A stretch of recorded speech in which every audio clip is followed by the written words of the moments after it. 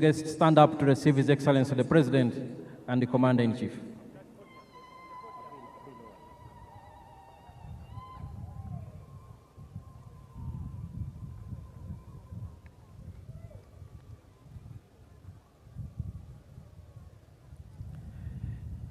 His Excellency the President is greeting his special guests, visiting heads of state and government from the East African region and beyond, and all our friends in the world who have come here.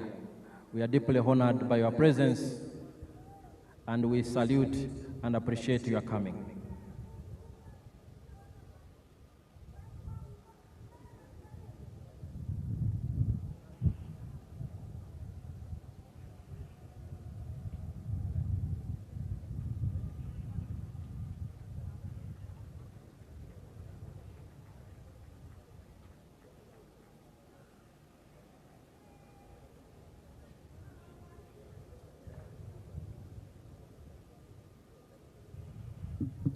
His Excellency the President and the Commander-in-Chief is having a small tete-a-tete with our visiting dignitaries, heads of state and government. His Excellency the President is going to be guided to stand in his position at the podium as they lower the presidential standard flag.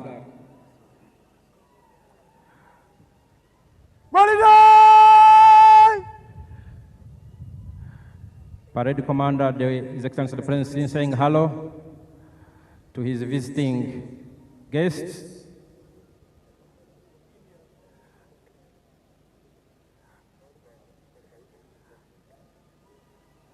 His Excellency the President and the Commander-in-Chief, the President-elect,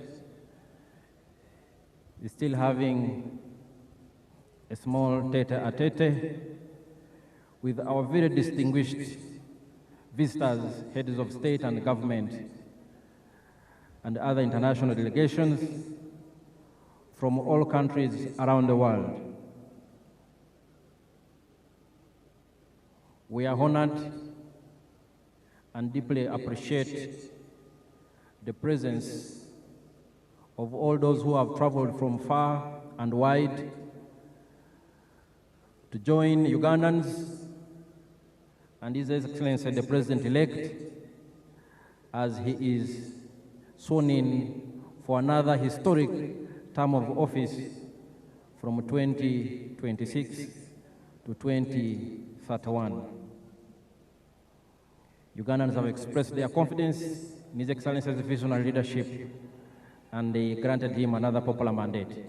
His Excellency the President will take his position and remain standing as we lower the presidential standard flag. Parade Commander.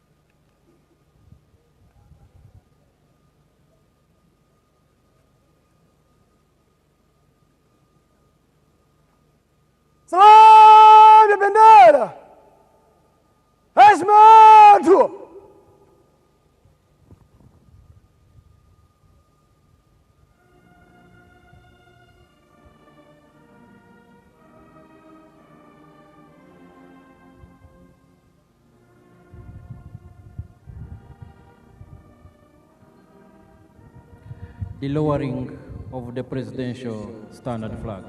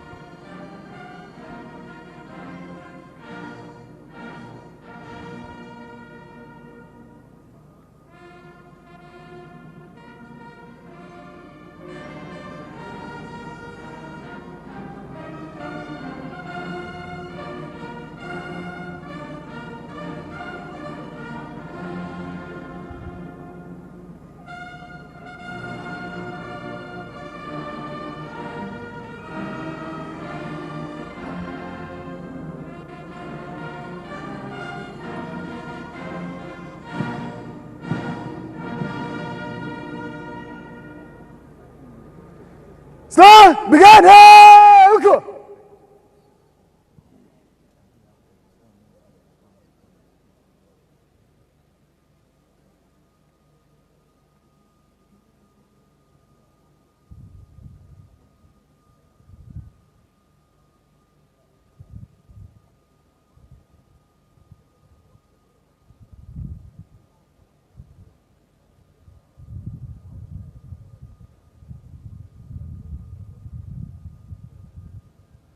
Officers! Jambu!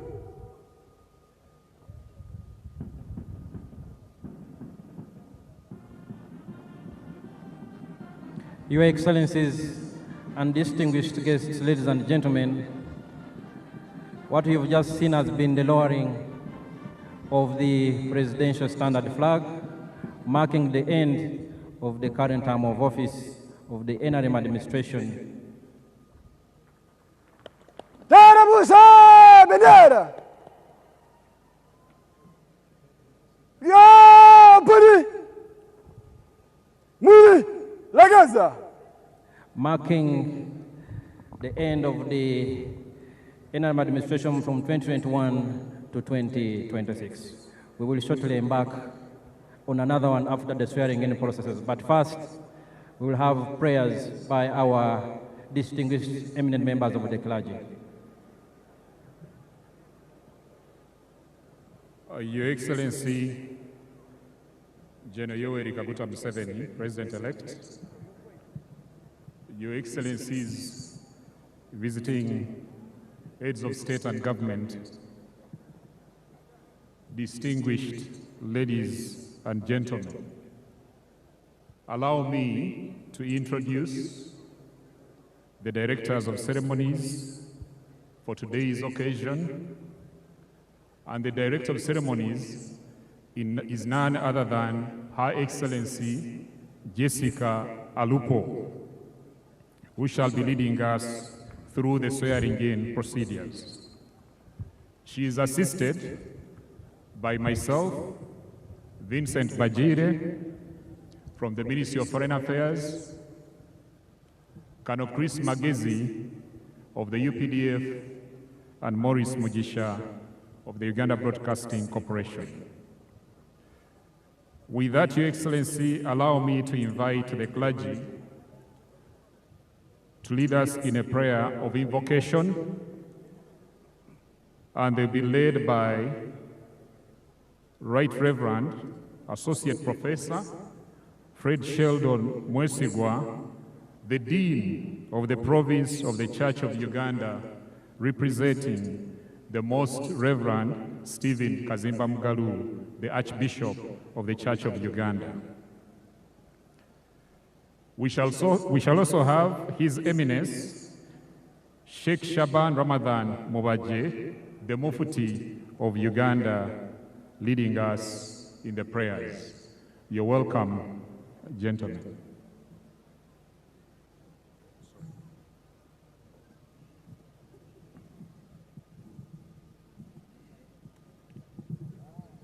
A prayer for the dedication of His Excellency General Yoweri Kaguta Museveni to Buhaburwa and Uganda as a nation.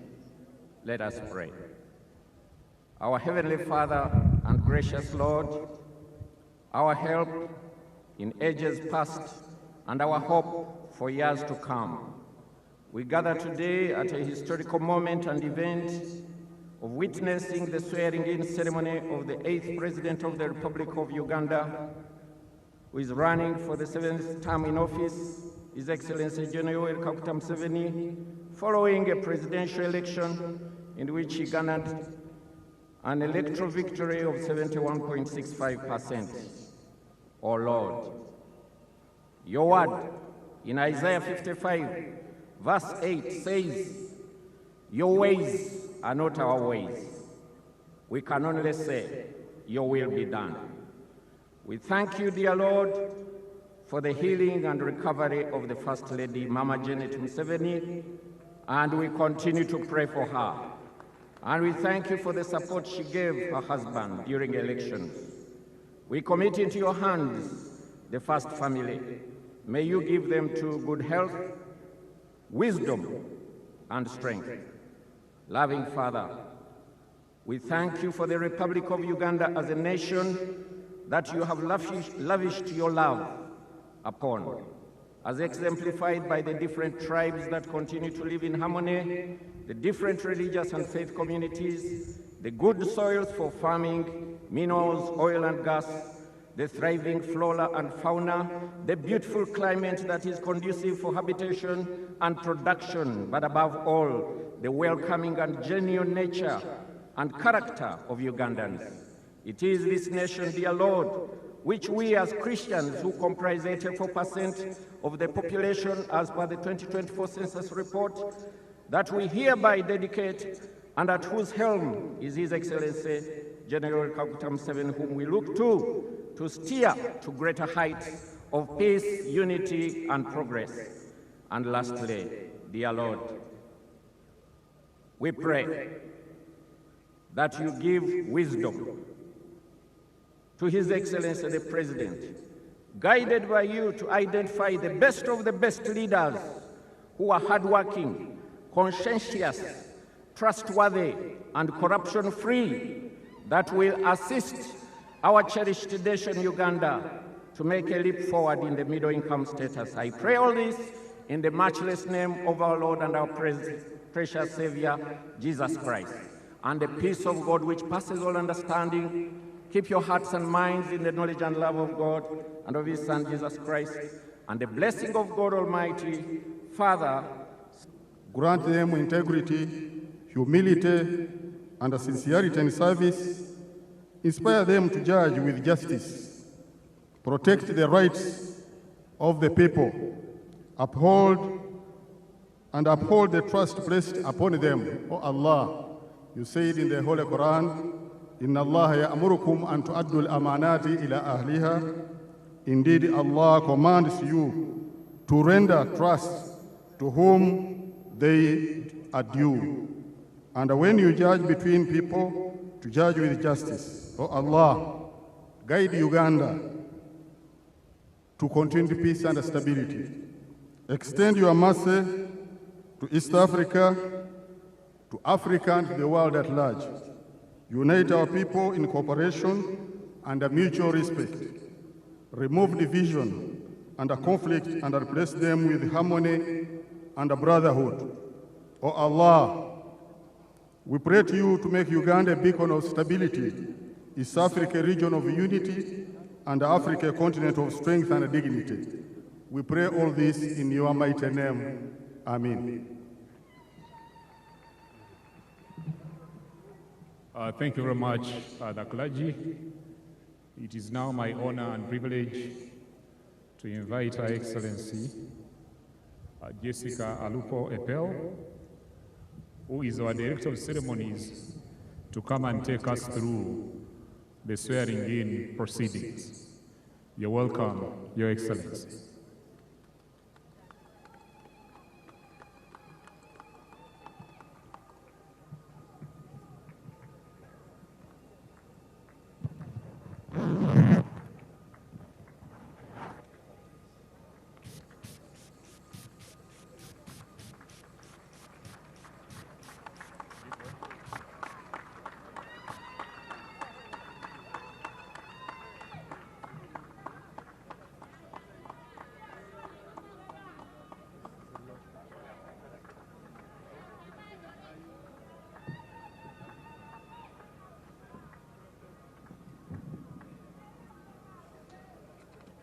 Your Excellency, General Yoweri Kaguta Museveni, President of the Republic of Uganda, President-elect,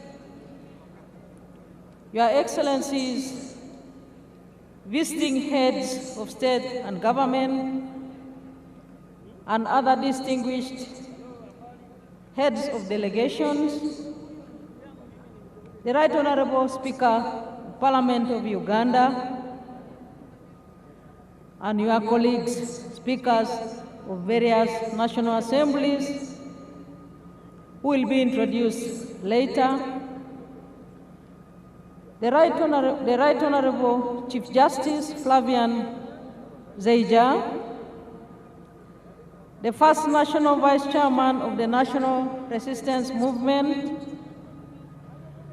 the Right Honorable Prime Minister, Honorable Robin Anabanja, the Secretary General of the National Resistance Movement, and your colleagues, the Secretary Generals of the ruling parties from across Africa and beyond, Your Excellencies, heads of delegations and diplomatic missions, distinguished ladies and gentlemen in your respective capacities, ladies and gentlemen, we are gathered here today to witness a moment of profound constitutional significance, the swearing-in ceremony of the President-elect of the Republic of Uganda. This solemn occasion is enshrined in Article 98, Clause 3 of the Constitution of the Republic of Uganda, which expressly mandates that before assuming the high office of President, a person duly elected to that office shall take and subscribe to the oath of allegiance and the presidential oath, as prescribed in the 4th schedule of our Constitution.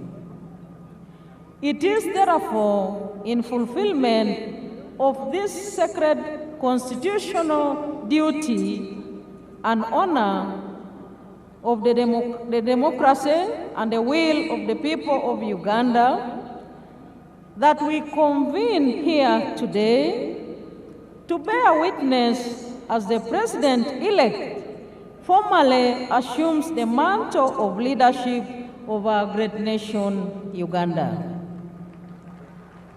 Excellencies, we are at the verge of the defining moment of our day today. As I have just said, I now take this opportunity to invite the chairperson of the Electoral Commission to proceed to the swearing-in podium for the swearing-in and inauguration protocols. Justice Simon Biabakama, please take the stage.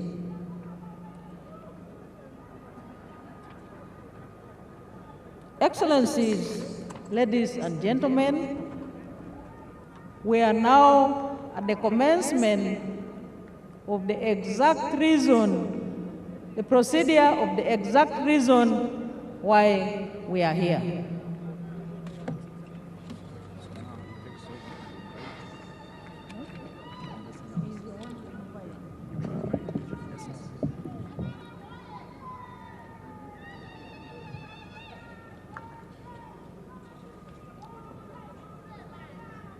Let us first give reverence to the Most High God, who has enabled us all to gather here, breathing in this fresh air, which is not paid for or supplied by anybody. We live in Him, of Him, and by Him. To Him, therefore, be the glory forever and ever. Amen.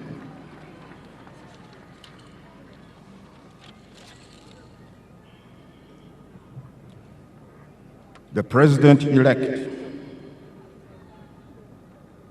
Yoweri Kaguta Museveni,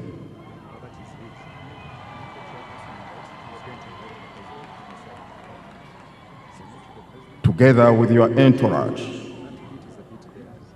Your Excellencies, the visiting heads of state and government, the leaders of delegations and representatives of government,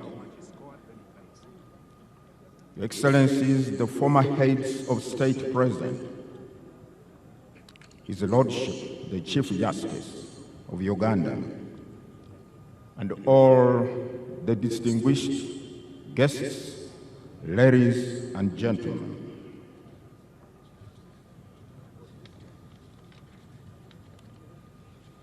Let me have the honor, first of all, to introduce to you my colleagues, the members of the Uganda Electoral Commission, with whom we strive to navigate through the, at times, turbulent electoral waters. Hajati Aisha Lubega, Deputy Chairperson. Commissioner Stephen Tashovia, Commissioner Peter Emerald, Commissioner Caroline Bainemari, Commissioner Dr. Simba Kayunga Sali, Commissioner Anthony Okello, together with our Secretary to the Commission, Mr. Richard Babo Kamugisha, and all the staff of the Electoral Commission who are here present. On behalf of the Electoral Commission of Uganda, I wish to welcome you all to this solemn occasion where we are about to witness the swearing-in of the President-elect of the Republic of Uganda for the next 5 years. Distinguished guests, Article 601, Clause 2 of the Constitution of the Republic of Uganda uncompromisingly requires the Electoral Commission to hold presidential, general parliamentary, and local government elections within the first 30 days of the last 122 days before the expiration of the term of the President, Parliament, or local government councils, as the case may be. According to Article 105, Clause 1 of the Constitution, the person elected as President of Uganda shall hold office for a term of 5 years. Now, having been sworn in and assumed office on the 12th of May 2021, the term of the office holder expires today, therefore. And Article 105, Clause 3, explicitly states that the office of the President shall become vacant on the expiration of the period specified in this article. The lowering of the national flag we have just witnessed signifies that the said office is vacant as we talk now. But do not get alarmed or start developing strange ideas. We are going to fill that void in a few moments from now. Accordingly, the Electoral Commission, in fulfillment of Articles 61(2) and 105(1) of the Constitution, organized, conducted, and held presidential elections on Thursday, the 15th of January, 2026. Articles 103, Clause 7 of the Constitution and Section 59 of the Presidential Elections Act require the Electoral Commission to ascertain, publish, and declare the results of the presidential election within 48 hours from the close of polling.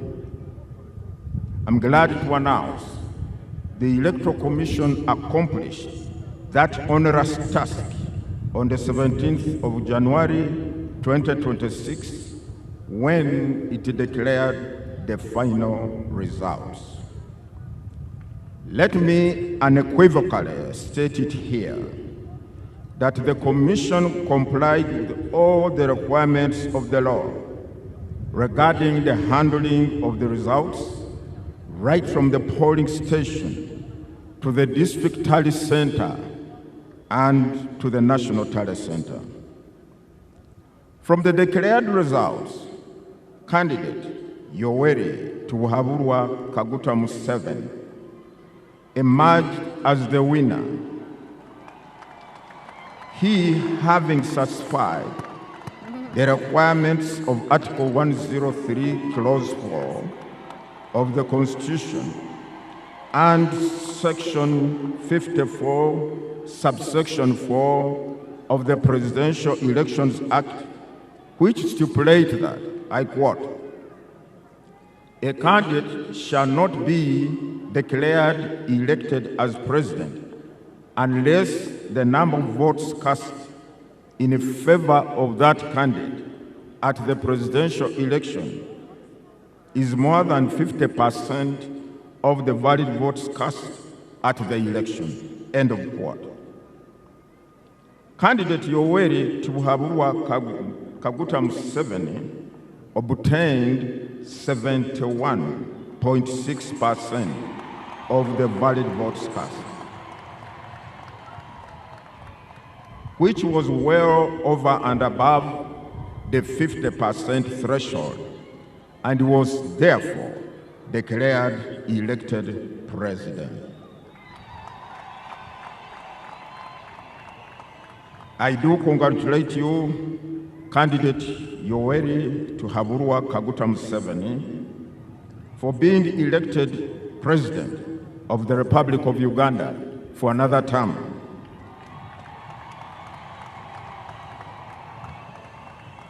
I also congratulate your team, which worked tirelessly to ensure that you secure this victory. I also congratulate all the candidates who offered themselves and participated in the presidential, parliamentary, and local government councils elections.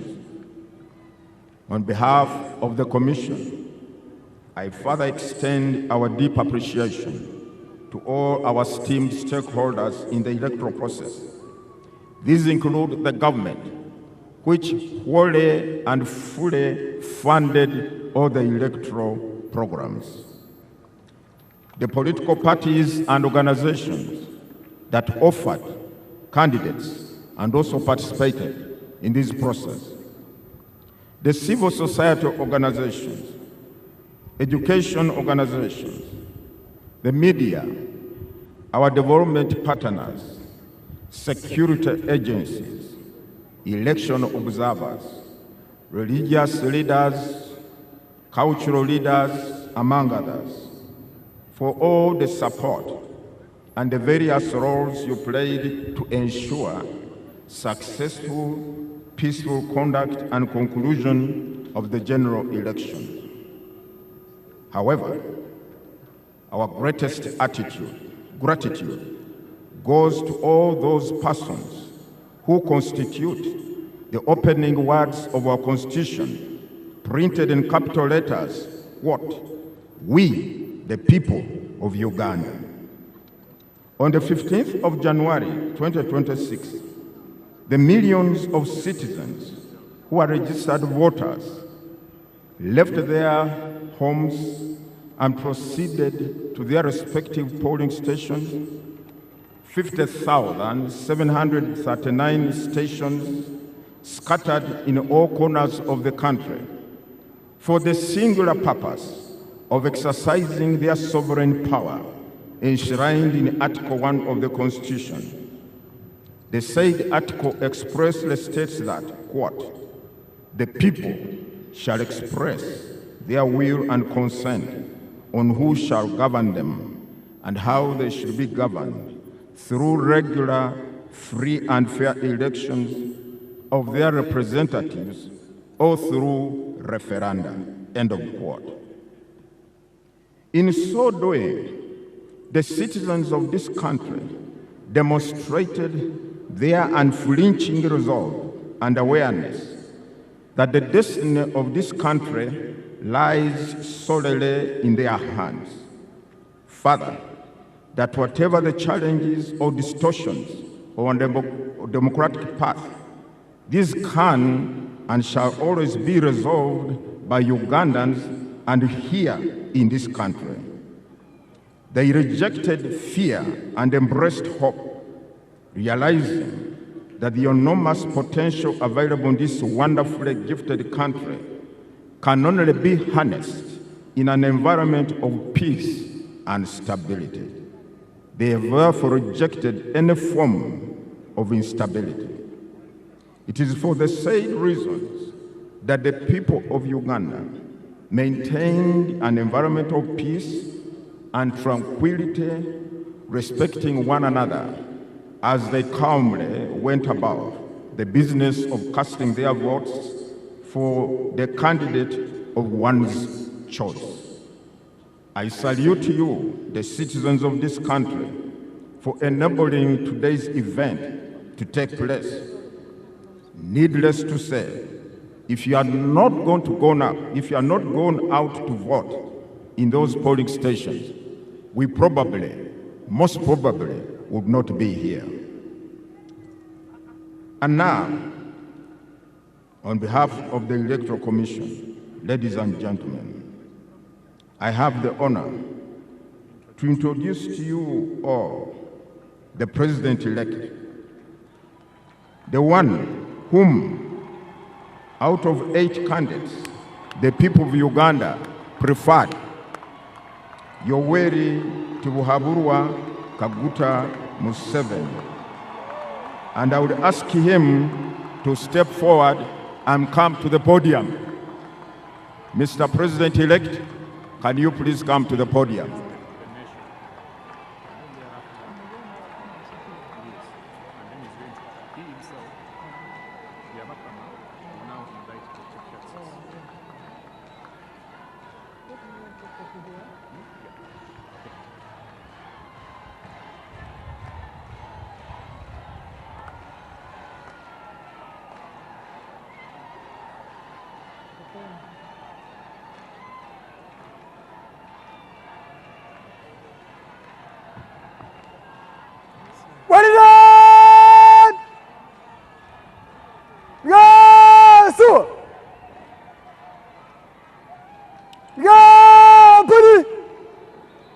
My Lord, the Chief Justice, I also ask you to come to the podium and preside over the next proceedings. Chief Justice of Uganda, accompanied by the Chief Registrar and the Head of Public Service and Secretary to Cabinet. Madame Lucy, please come to the podium.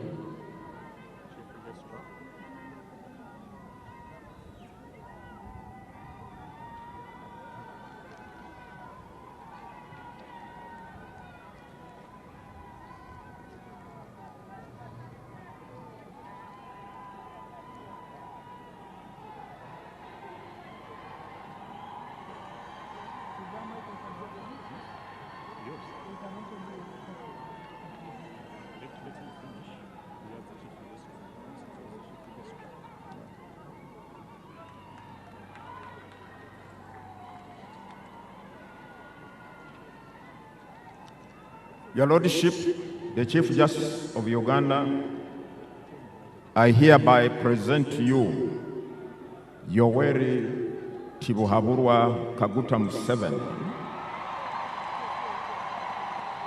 the President-elect, he having fulfilled all requirements as directed by the Constitution and the Presidential Elections Act. You can now proceed to administer the oath of allegiance and oath of the president so that the people of Uganda can have the president they preferred after so many. Long live the people of Uganda, long live the people of East Africa, long live the people of Africa. For God and my country, thank you very much. God bless you.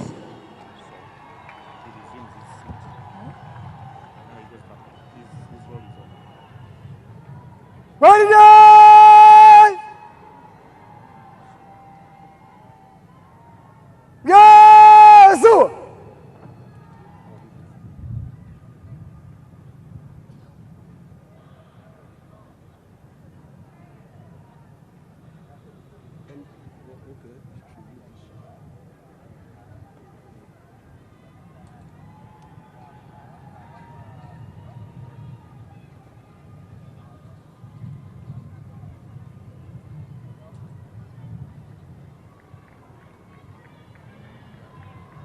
I,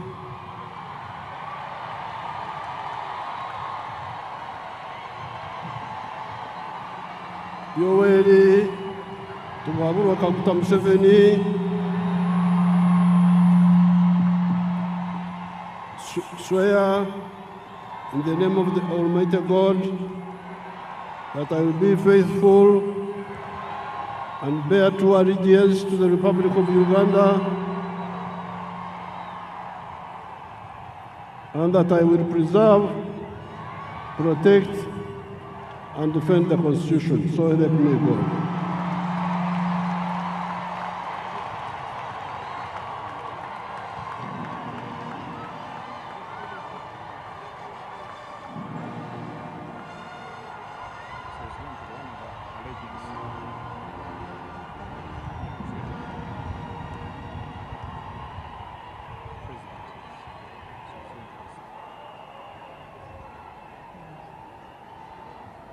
I, Yoweri Kaguta Museveni, swear in the name of the Almighty God that I shall faithfully exercise the functions of the President of Uganda and shall uphold, preserve, protect, and defend the Constitution and observe the laws of Uganda, and that I shall promote the welfare of the people of Uganda. So help me God.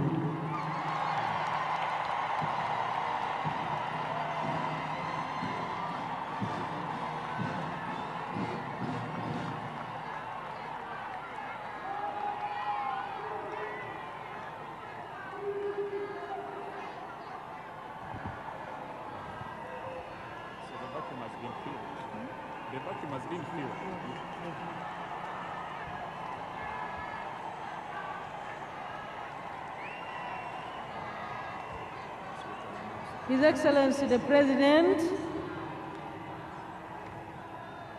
has successfully taken the oath of allegiance and the oath of presidency.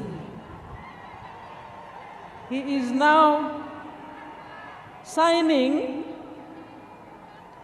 on the respective protocols.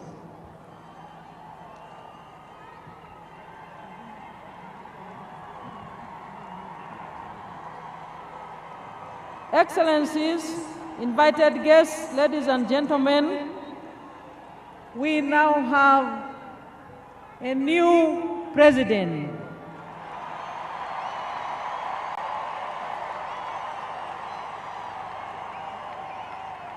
Who will take us through the presidential term 2026-2031. Thank you, NRM cadres. Thank you, NRM leaders. Thank you, NRM mobilizers.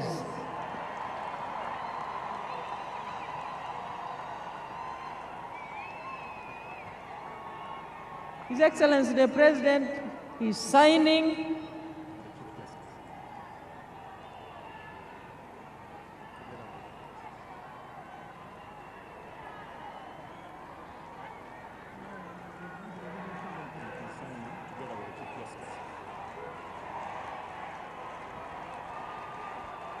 and the Chief Justice is leading him through that procedure.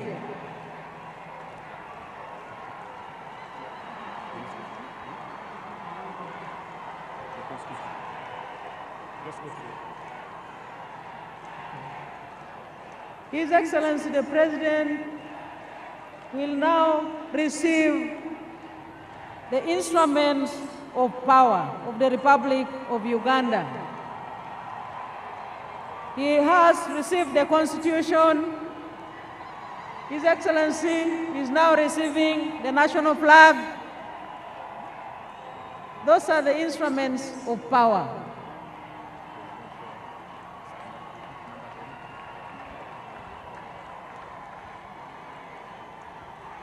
Next, His Excellency the President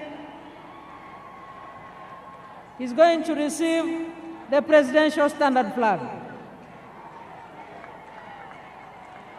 His Excellency the President has received the Presidential Standard Flag. Instruments of power. He has received the national anthem, the Uganda national anthem. And His Excellency the President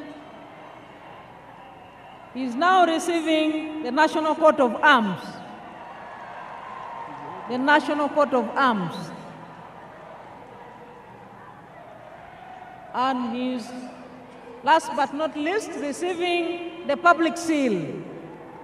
His Excellency the President has received the public seal. So our newly elected President, who has successfully been sworn in and inaugurated, has received all the 6 instruments of power. Yes, sir. The Constitution, the national flag, the Presidential Standard Flag, the national anthem, the National Coat of Arms, and the public seal.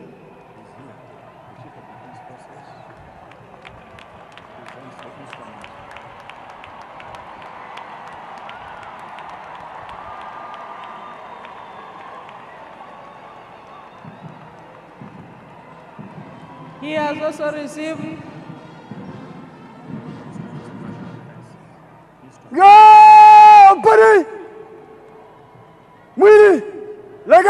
the Chief of Defense Forces has handed over to His Excellency the President the instrument of power of the Republic of Uganda.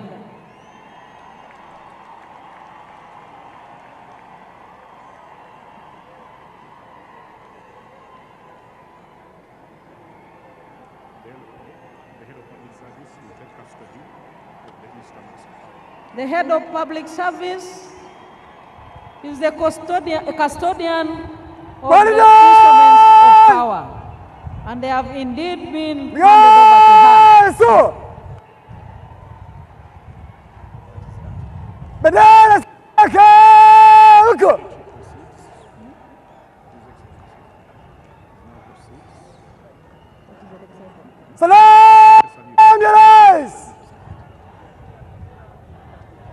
His Excellency the President is now proceeding to receive the national salute.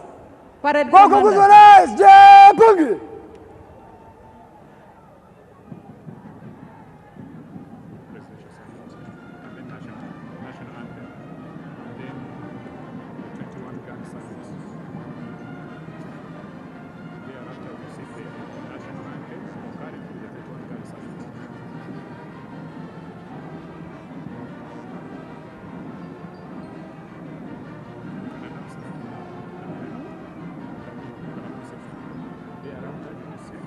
After His Excellency the President receives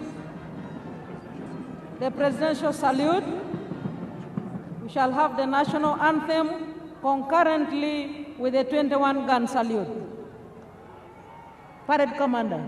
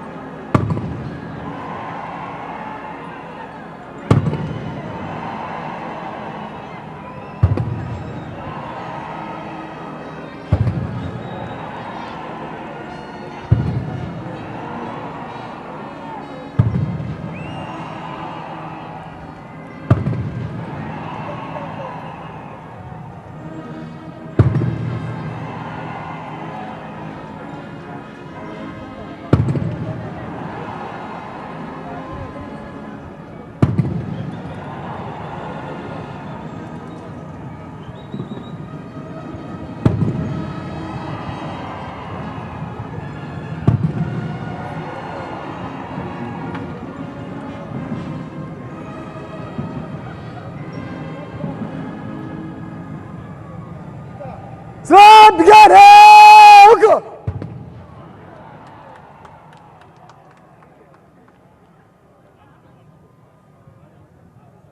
Bwana nageuka nyuma. Nyuma huko. Mstari nyuma. Bwana nakaa. Usakat. Bara tambio.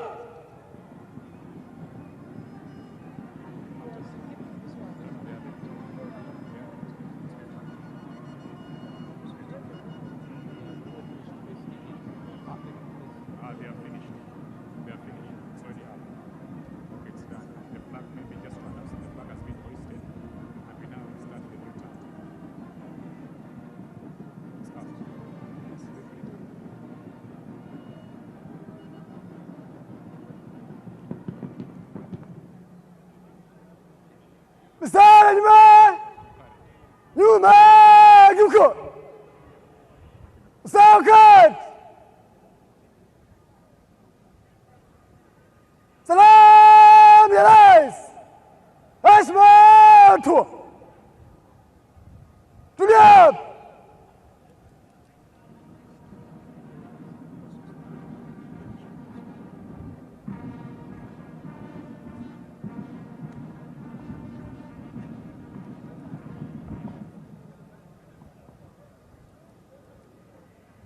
Mheshimiwa Rais wa Jamhuri wa Uganda na Amiri Jeshi Mkuu, gwaride rasmi la kuapisha iliyoandaliwa na Jeshi la Ulinzi ya Wananchi wa Uganda iko tayari kwa ukaguzi wako, Mheshimiwa Rais.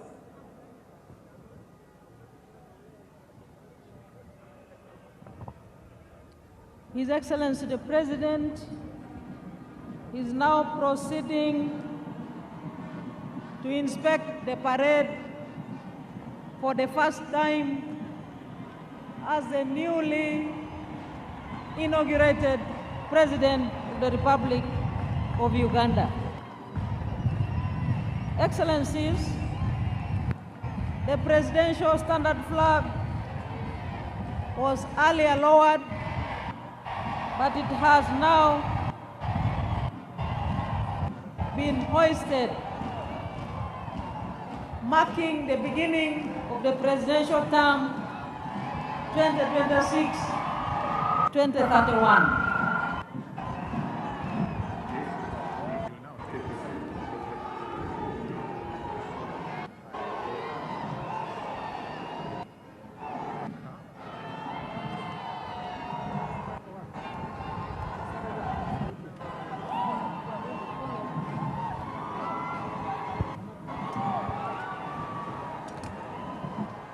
Your Excellencies,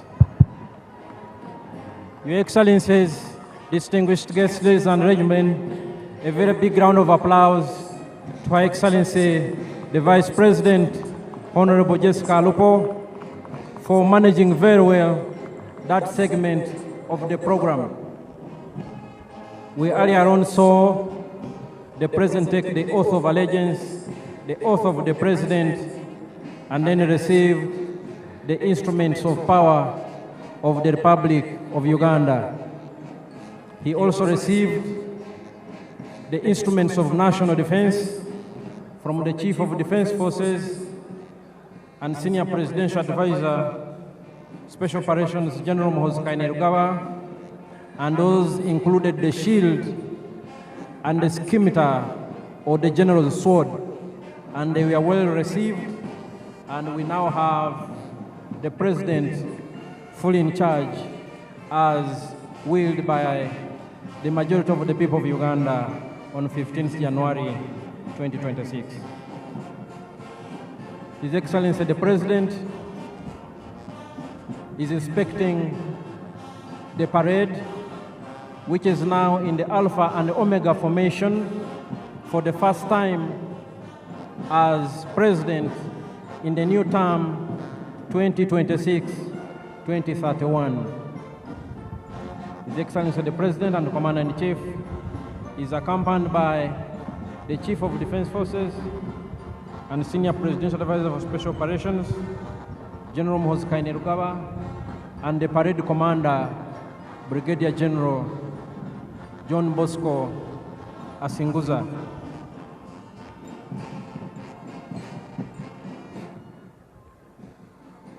Once the President and Commander-in-Chief has concluded inspecting the parade, we will have the parade march past in slow and quick time,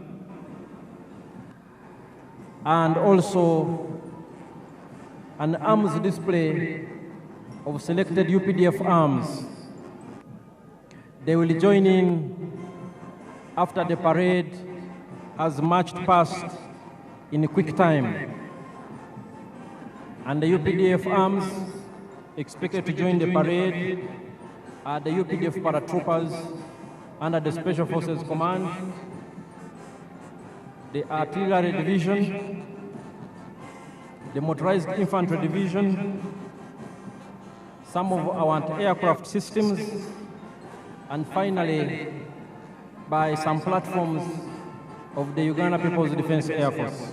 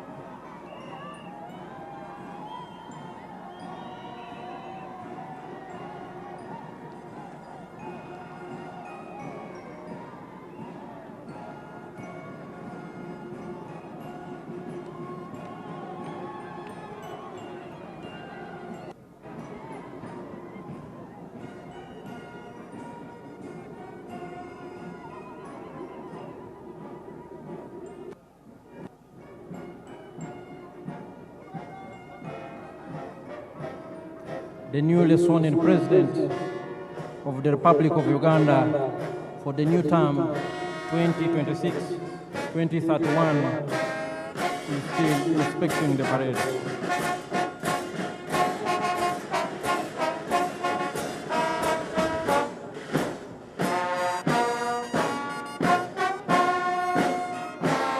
The UPDF arms that will join the parade later on are the paratroopers, the Artillery Division, the Motorized Infantry Division, anti-aircraft systems, and the Uganda People's Defense Forces.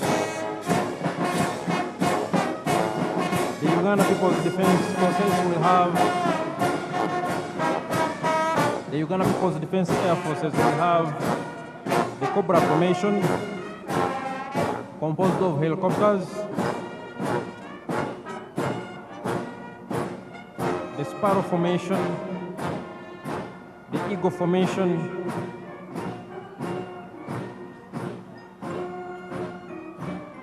the Puma formation, and the Tiger formation.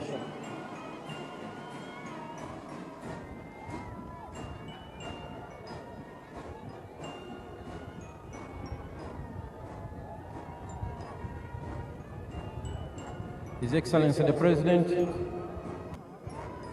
and Commander-in-Chief, accompanied by the Chief of Defense Forces and Senior Presidential Advisor for Special Operations, is just about to conclude the noble duty of inspecting the parade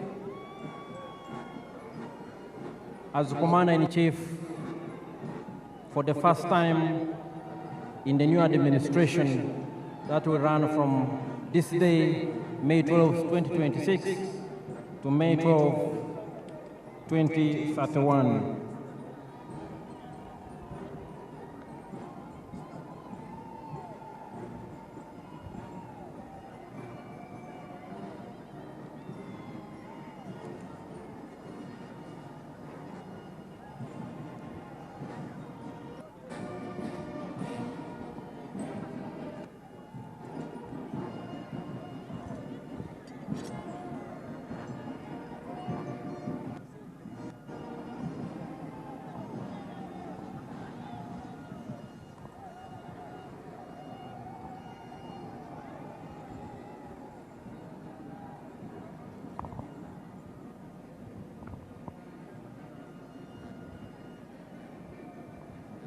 Mheshimiwa Rais, huo ndio mwisho wa ukaguzi wa gwaride ya kuapisha, na waomba kuendelea na gwaride. Mheshimiwa Rais.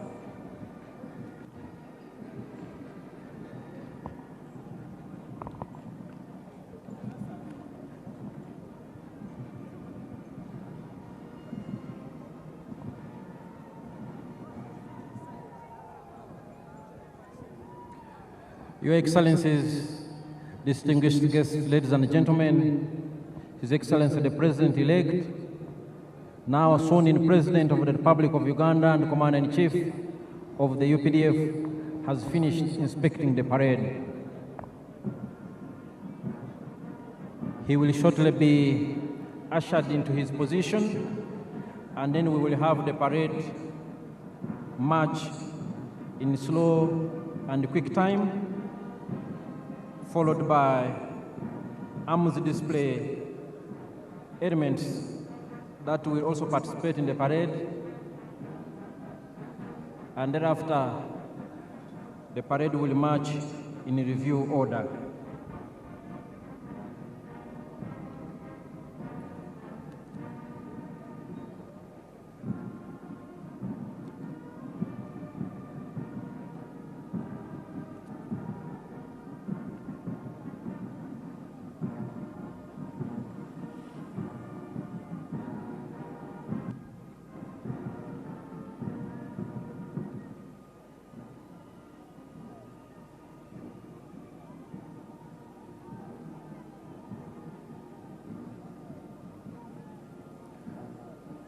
Earlier on, we witnessed the noble and constitutional duty performed by the chairperson of the Electoral Commission and the Chief Justice of the Republic of Uganda.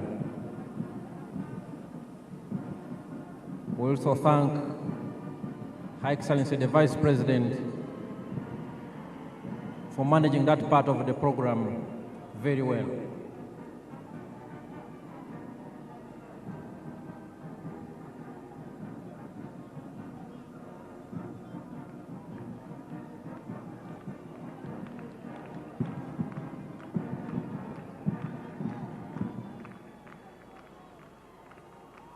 His Excellency the President is resuming his position in the very, very important person's tent, and thereafter the parade commander will take over and conduct the parade in slow and quick time.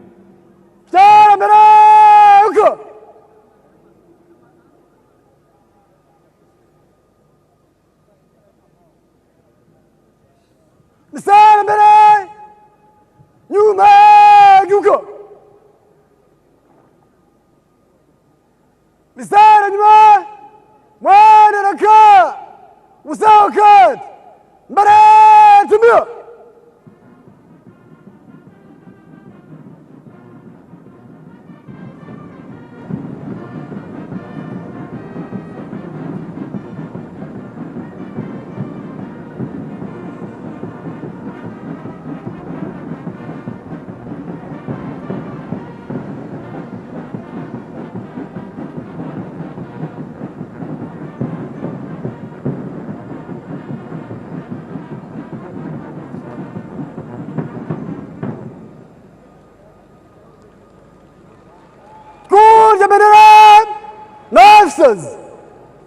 Japangi.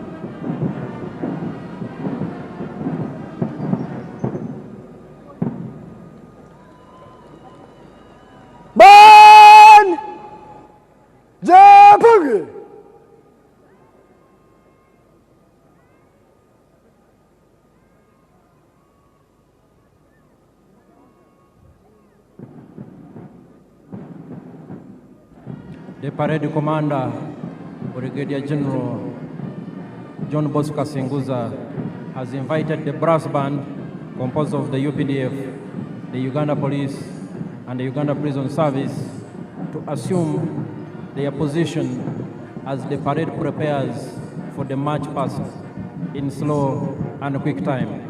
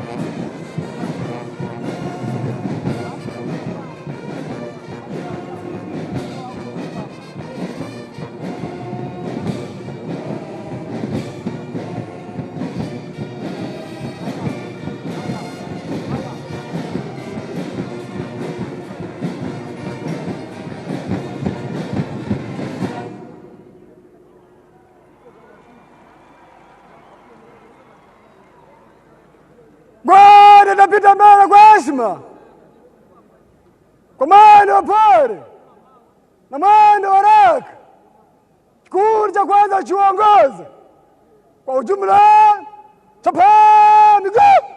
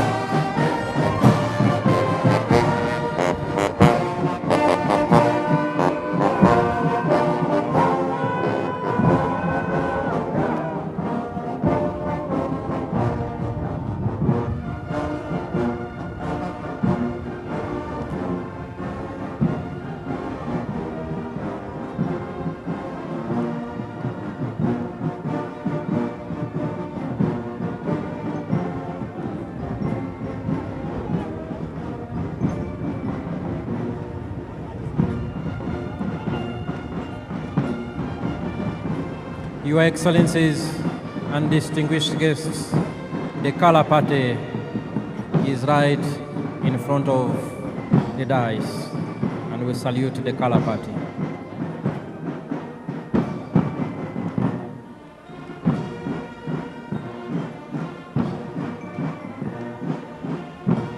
Your Excellencies and distinguished guests, the parade is now in slow march. Enjoy the parade.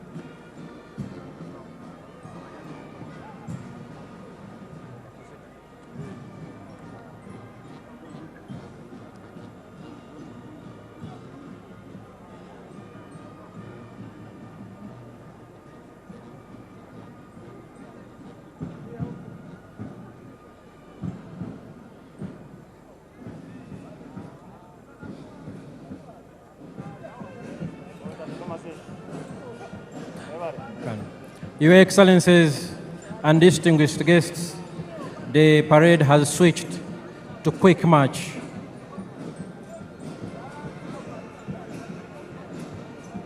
And at the end of the quick march, we will have UPDF arms that I earlier pointed out joining the parade. The paratroopers under the Special Forces Command, the Artillery Division, the Motorized Infantry Division, some of our anti-aircraft systems, and air platforms of the Uganda People's Defense Air Force. A very colorful parade on a very auspicious occasion, and the weather is beautiful indeed. Just what we would have wished for.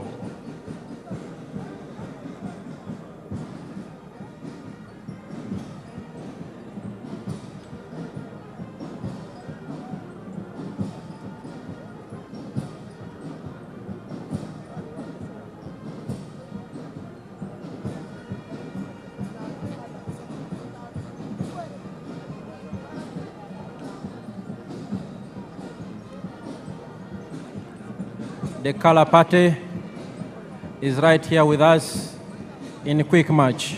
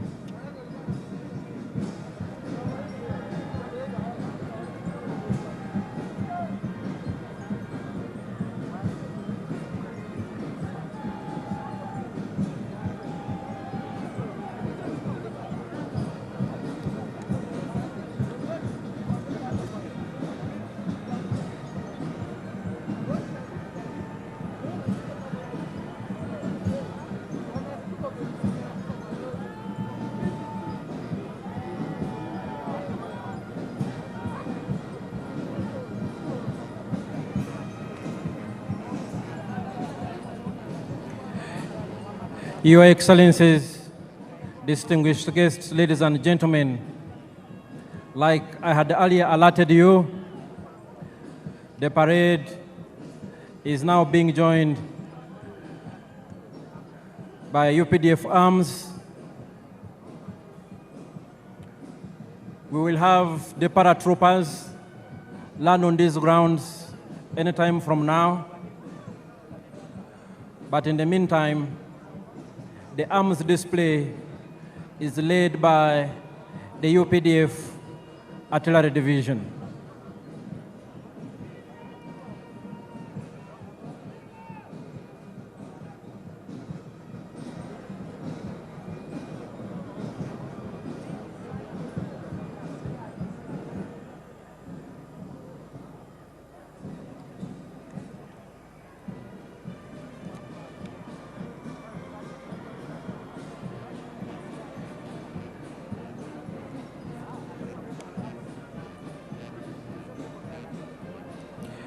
Your Excellencies, distinguished guests, ladies and gentlemen, what you are seeing now in front of you is some of the UPDF arms that have joined the parade at this point, led by the UPDF Artillery Division.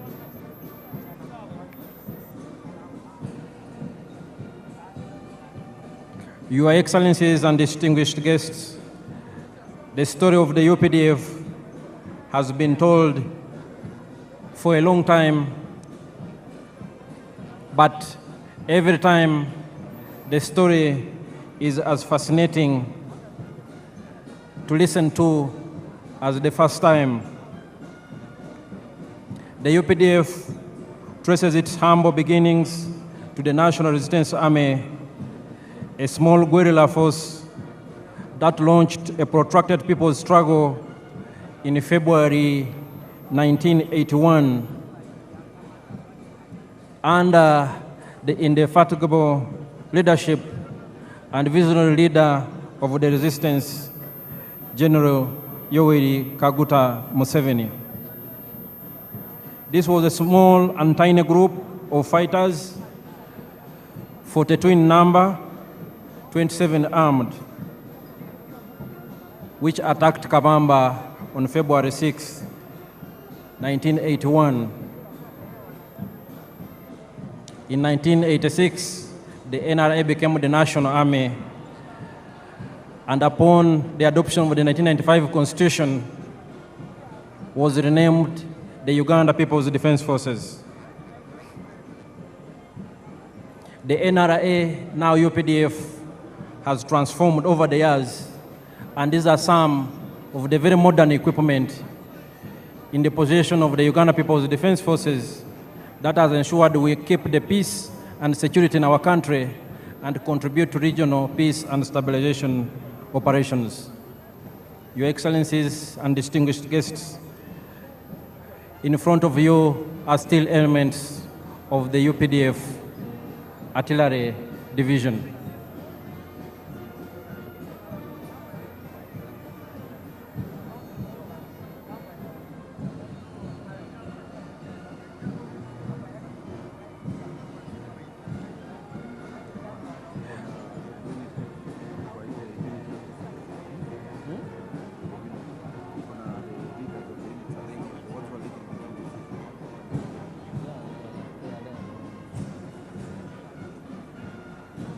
Today, the UPDF is a very robust and modern, powerful military force that has achieved many things over the years. The peace and security, which I just talked about, anchored on key modernization and professionalization themes such as equipped and trained for combat and peace support operations. And indeed, what you see here are some of those arms that define the UPDF as a modern, experienced combat force that is ready to do its job. The Field Artillery Division is commanded by Major General Daniel Kakono. Your Excellencies and distinguished guests, ladies and gentlemen, right now in front of you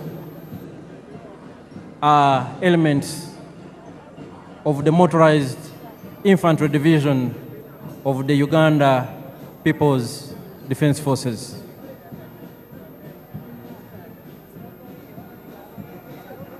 These are armored fighting vehicles, very important force multipliers on the battlefield that work closely with infantry troops to achieve our military objectives.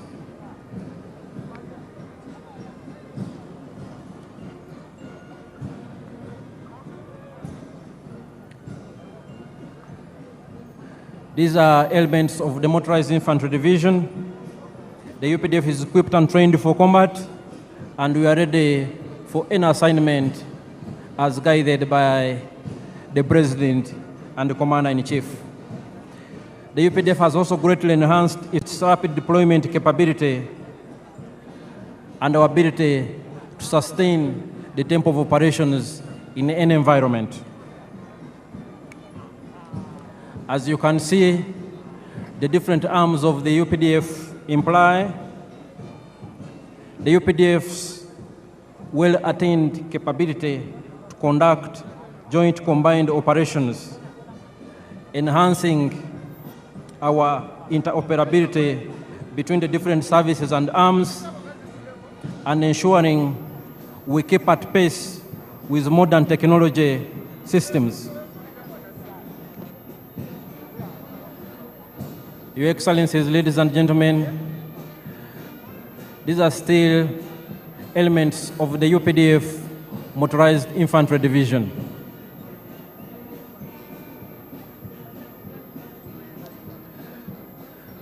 As a modern, well-constituted and organized People's Army, the UPDF is made up of 4 services. We have the Land Forces, the Air Forces, the Special Forces Command, and the Reserve Force.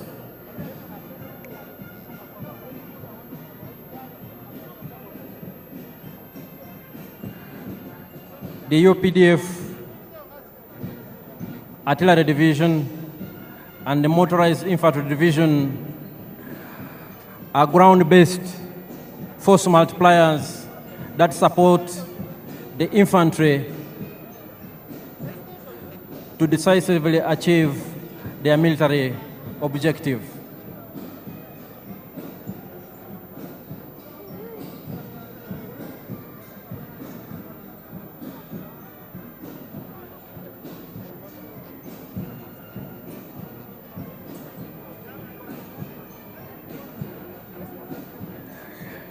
The Uganda People's Defense Forces are well-trained, well-equipped, and there is no task that is too difficult for the UPDF to achieve.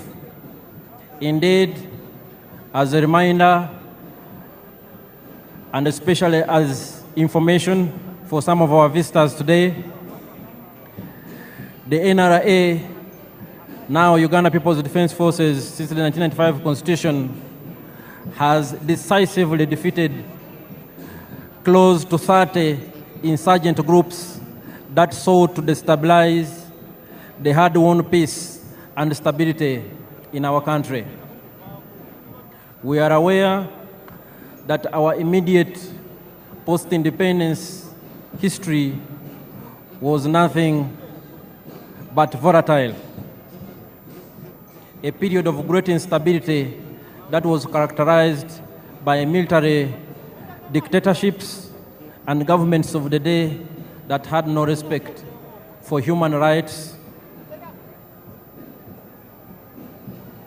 that instituted state-inspired violence against defenseless citizens.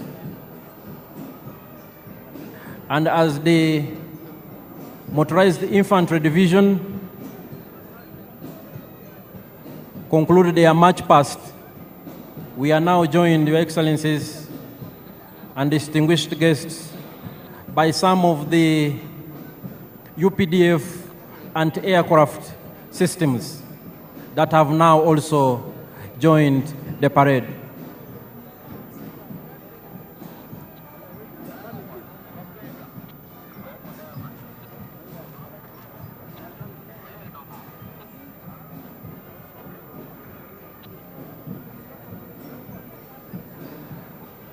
What you are seeing before you are some of the UPDF anti-aircraft systems.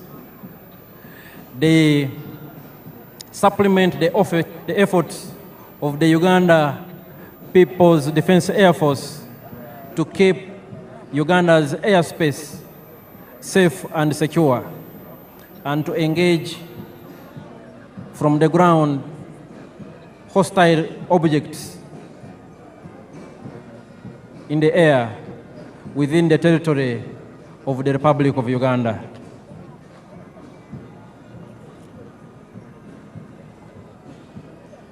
Your Excellencies and distinguished guests, the functions of the Defense Forces include the preservation, and defense of our sovereignty and territorial integrity of this country. And as you can see, we are well equipped to undertake that function. We also cooperate with and support the civilian authority in national emergencies and other disasters. And most importantly, we promote and foster strong harmony, understanding between the defense forces and the wananchi.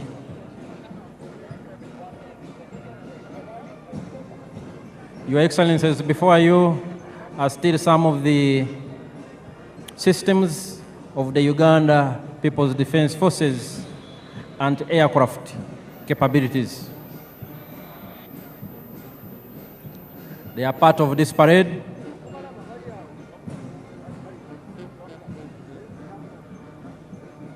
Any moment now, we will also witness the dropping of paratroopers on these very grounds.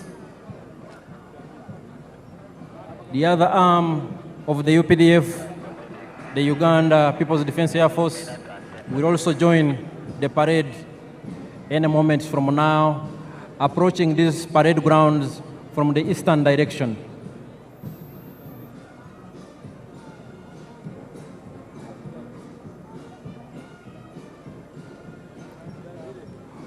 From its early beginnings and its inception,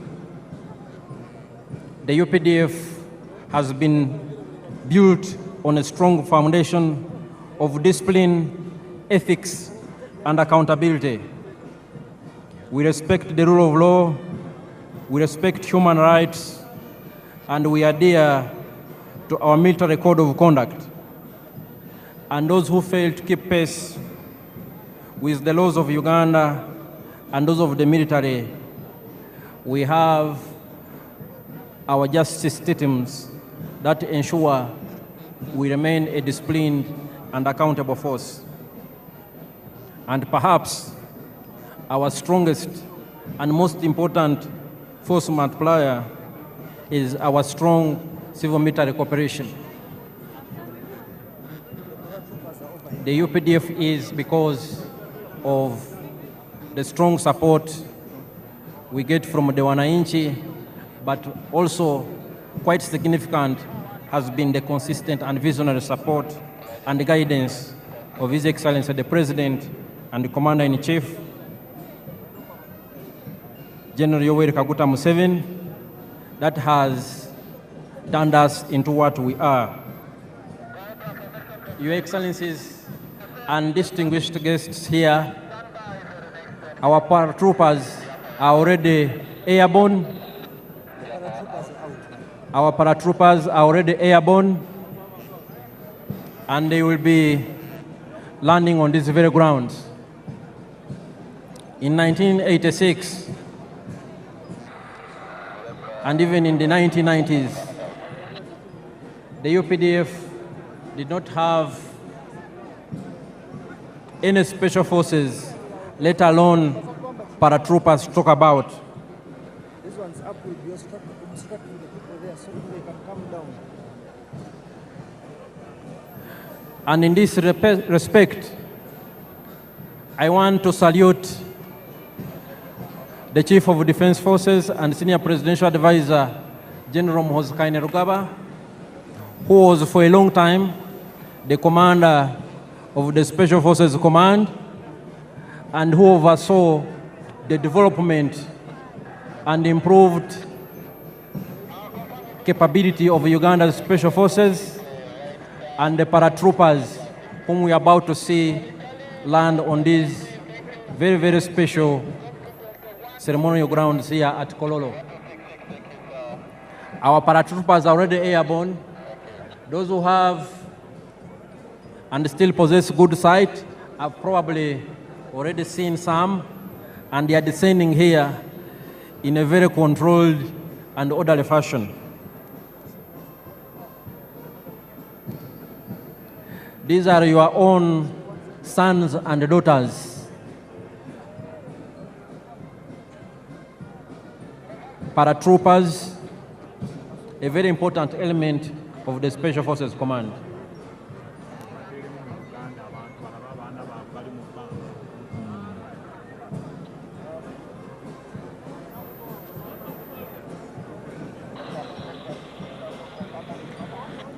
Mwena abatulaba, Abannayuganda abali wano n'abagenyi baffe abakulu, yonna gye muli,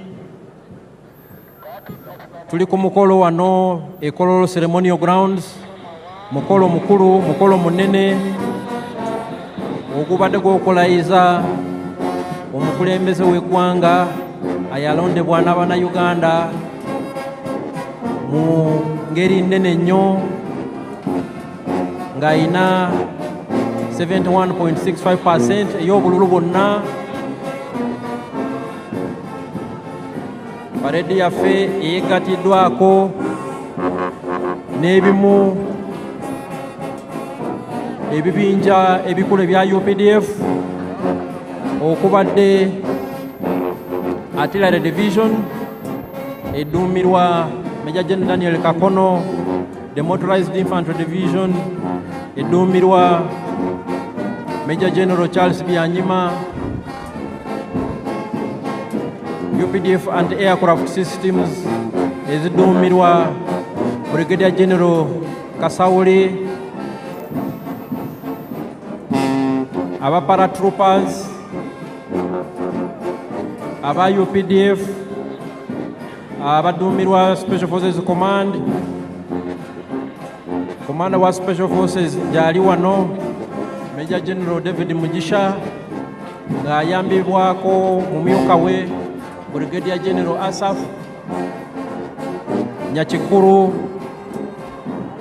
ne Parade Commander aduumira ekibinja ekisooka kya Special Forces Group Brigadier General John Bosco Singuza era nga ye Parade Commander olunaku olwaleero.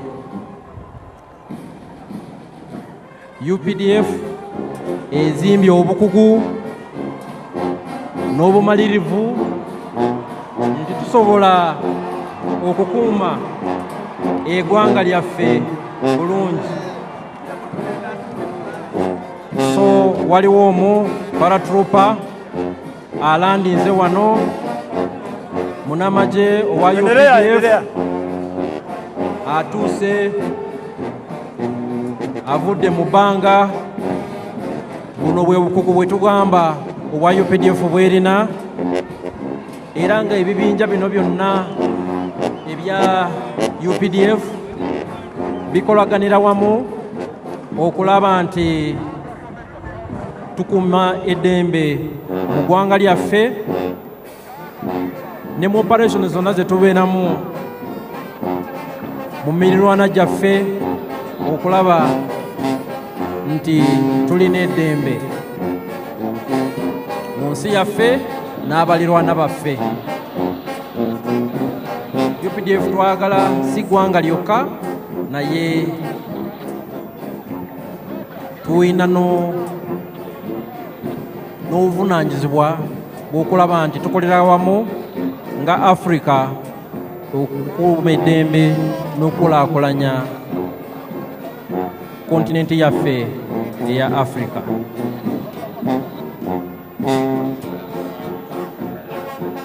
Your Excellencies and distinguished guests, we've seen some of our paratrooper commandos who are landing. They descended from very high in the skies and they have joined the parade, and they were indeed part of the parade. Your Excellencies and distinguished guests, some of the air platforms of the Uganda People's Defense Air Force that I talked about earlier are inbound. They are approaching these parade grounds from the eastern direction. They are approaching these grounds from the eastern direction. They are led by the Cobra formation. The Cobra formation is composed of one Mi-17 helicopter piloted by Colonel Hassan Waiswa, and he is the pilot in command. It is in the front and it is carrying the national flag. We have another Mi-17 helicopter in the rear, and we have two escort attack helicopters, one Mi-24 helicopter gunship on the right and one Mi-28 helicopter gunship on the left. They are also part of the parade. And the pilot in command, Colonel Hassan Waiswa, has a message for His Excellency the President.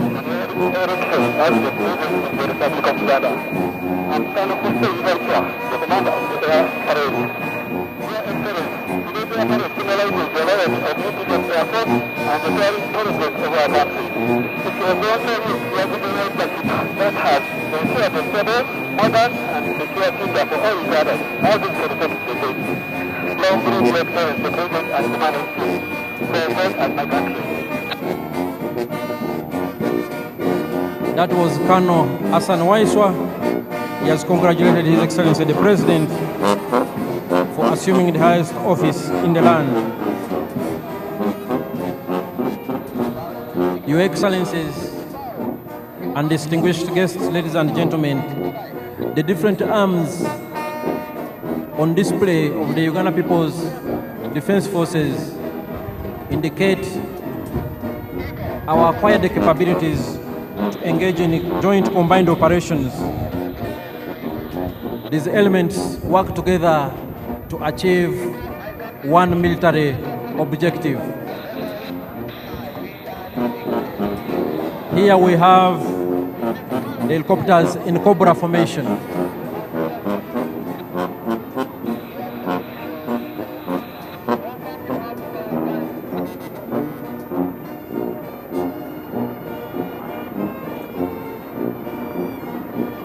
Here they are, and they are part of the parade activities.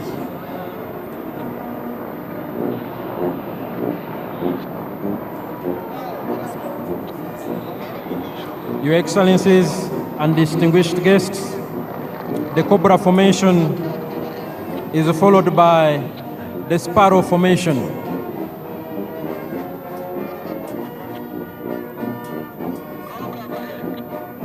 The Uganda People's Defense Air Force has different types of aircrafts for different tasks, for different assignments, and all of them work together on the same mission.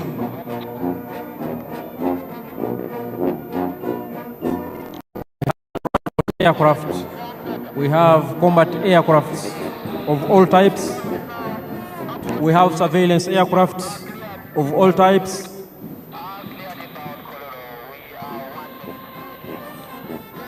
And we have aircrafts for different combat roles. Your Excellencies and distinguished guests, approaching the parade grounds is the sparrow formation of the Uganda People's Defense Air Force. And they are part of the parade.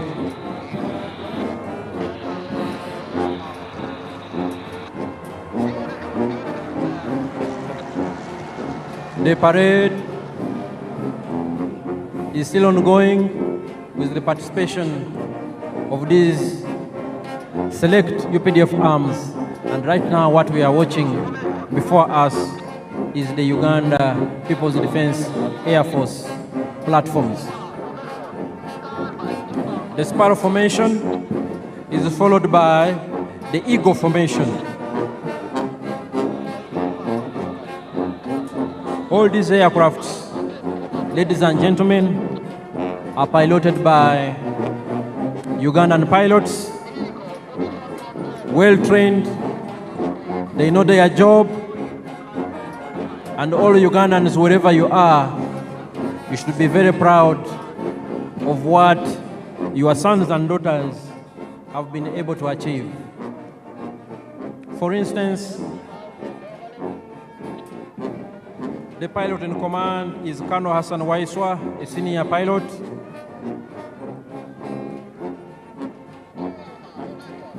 We have other pilots in helicopters we earlier saw, and flying overhead are the Eagle Formation, also of the Uganda People's Defense Air Force.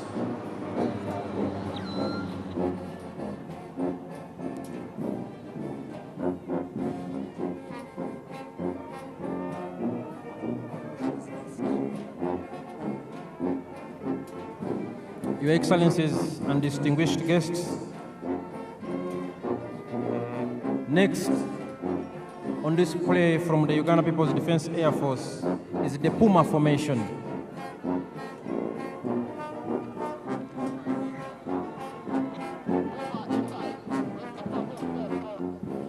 The Puma Formation is inbound here on the parade grounds. Puma 1,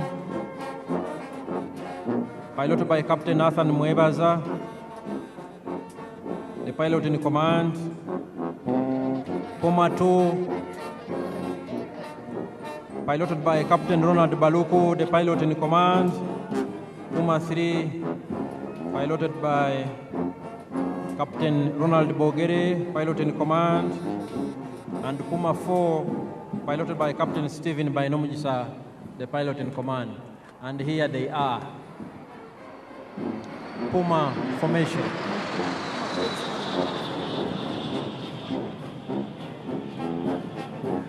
Your Excellencies, distinguished guests, ladies and gentlemen, we will have one of the Puma 4 aircraft coming back here on the parade grounds to conduct some maneuvers. And as I will remind you, the Uganda People's Defense Forces is composed of 4 services: the Land Forces, the Air Forces, the Special Forces, and the Reserve Force. All the 4 different services of the Uganda People's Defense Forces have been on display this afternoon. Puma 4 is here, one of our elite pilots. Puma 4, piloted by Captain Stephen Bainomujisa.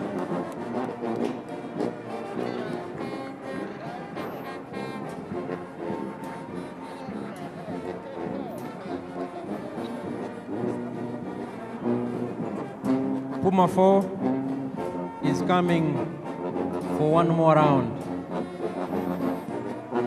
And Puma 4 will be followed by the Tiger Sukhoi. And it is also inbound on this very significant and special ceremonial grounds. It is here and will be joining the parade any moment from now.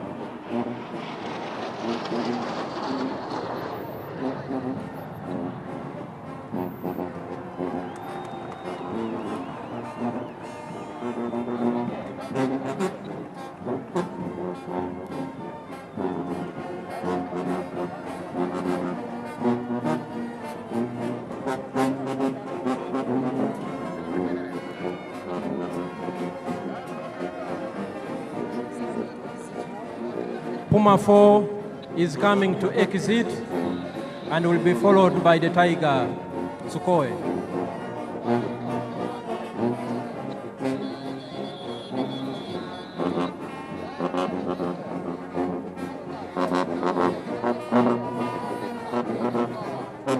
Puma 4 is now exiting the parade grounds.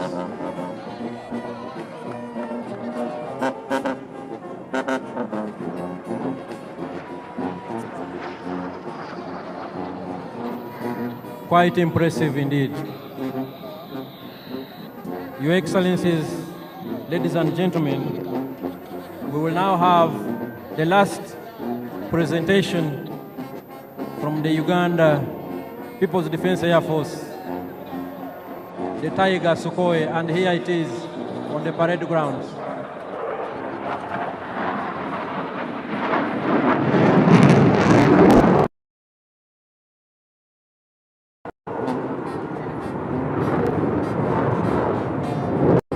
The Tiger Sukhoi has joined the parade ground and is piloted by Lieutenant Emmanuel Sajabi, the pilot in command, and he is co-pilot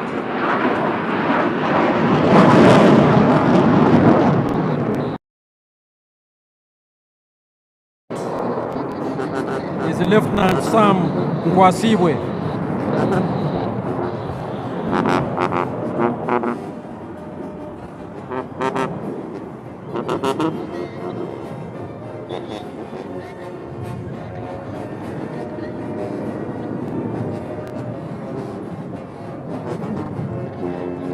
There it is, Lieutenant Emmanuel Sajabi and Lieutenant Sam Nkwasibwe in charge of the Tiger Sukhoi.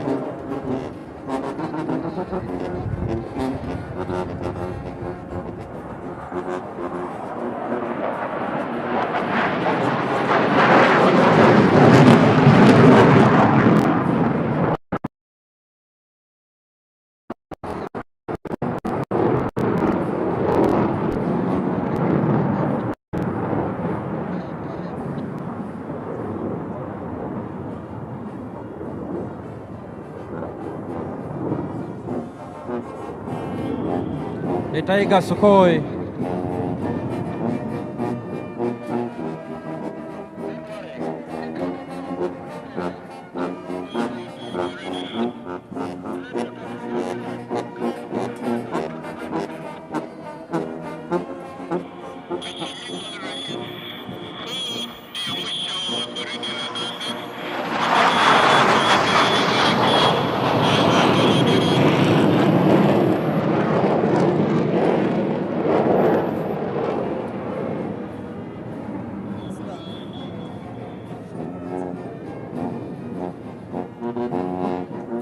Your Excellencies, distinguished guests, ladies and gentlemen, this marks the end of the parade. We thank His Excellency, the President of the Democratic Republic of Congo, who joined us on this very special occasion and who is bidding us farewell. But the function continues. Back to the parade commander.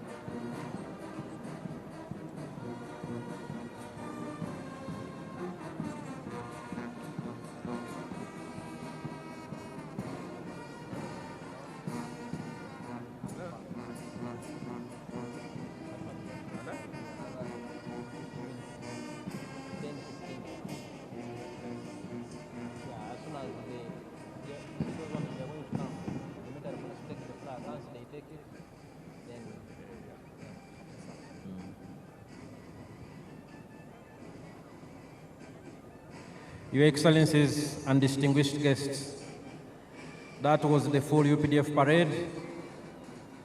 that was augmented by UPDF arms on display, the artillery division, the motorized infantry division, some of the UPDF anti-aircraft systems, the UPDF Defense Air Force,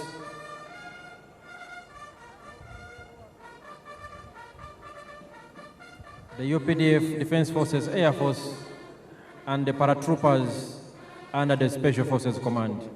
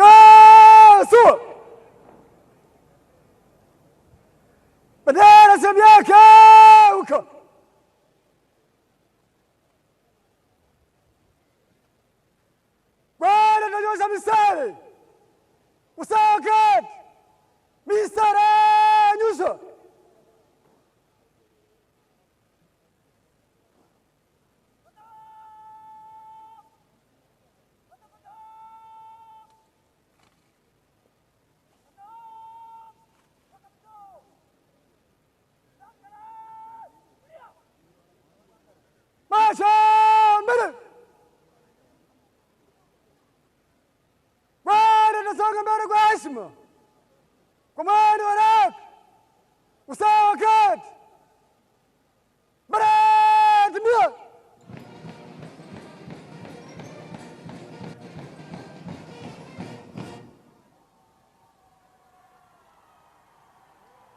Salam ya rais, rasmi.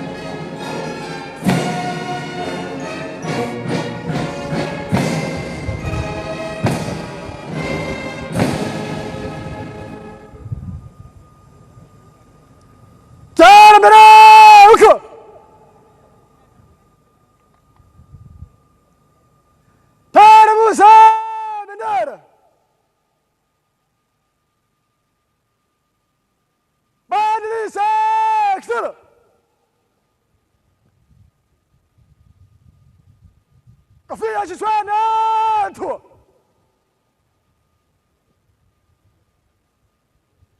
jeshi la ulinzi ya wananchi wa Uganda, heshima na utii kwa Rais wa Jamhuri ya Uganda na Amiri Jeshi Mkuu. Viva Rais wa Uganda! Viva wananchi wa Uganda! Viva jeshi la ulinzi ya wananchi wa Uganda! Kofia kichwani weka.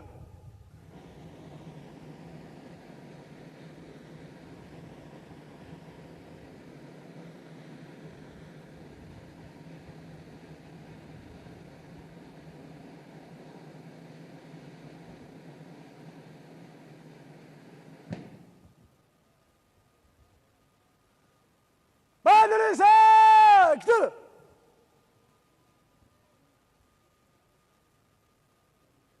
Bendera sebyeka wika.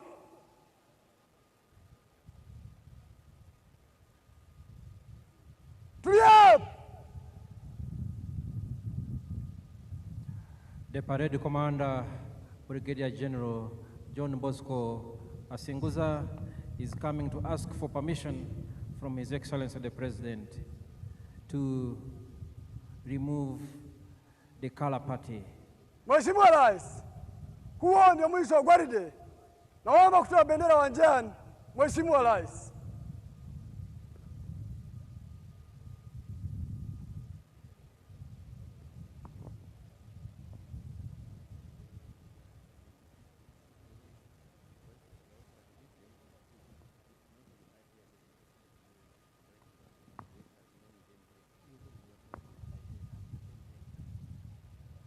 Kurja bendera! Toa bendera uwanjani! Gwaride! Salamu ya bendera!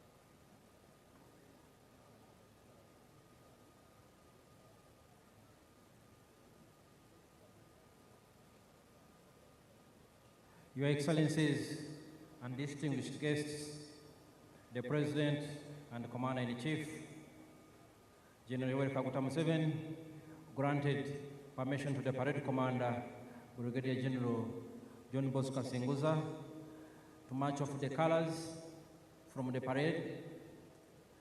And what you are seeing is the process of marching off the colors, which have been duly received by the military police brigade under tight escort, indeed. And that's how much the security services revere the national colors, the national flag, and the flag of the Uganda People's Defense Forces. We thank the Excellencies, heads of state and government, who made time to join His Excellency the President on this very special function when he took oath of office for the new term 2026-2031. The Excellencies and heads of state and government will be living at an appropriate time and in an orderly and organized way. We've already heard the President of DRC, His Excellency Felix Tshisekedi, who has left us. We thank him for making time. And he will be followed by His Excellency President Salva Kiir of South Sudan, who will also leave, and he will be followed by His Excellency the President of Burundi. His Excellency the President of Burundi will be followed by His Excellency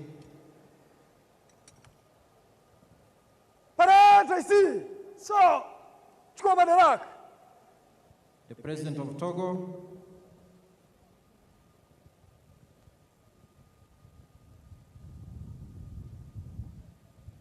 and we will continue to announce as appropriate when our distinguished heads of state and government leave these grounds. We request the members of the public and all distinguished guests in your respective capacities to remain seated. Remain seated.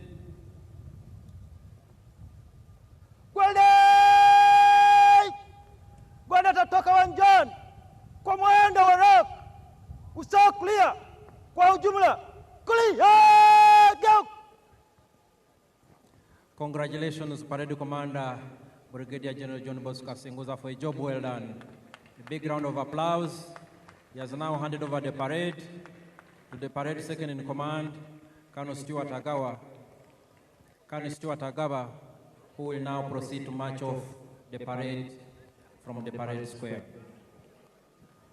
We salute the gallant officers, men and women, who have participated in today's parade, including the different arms of UPDF. So,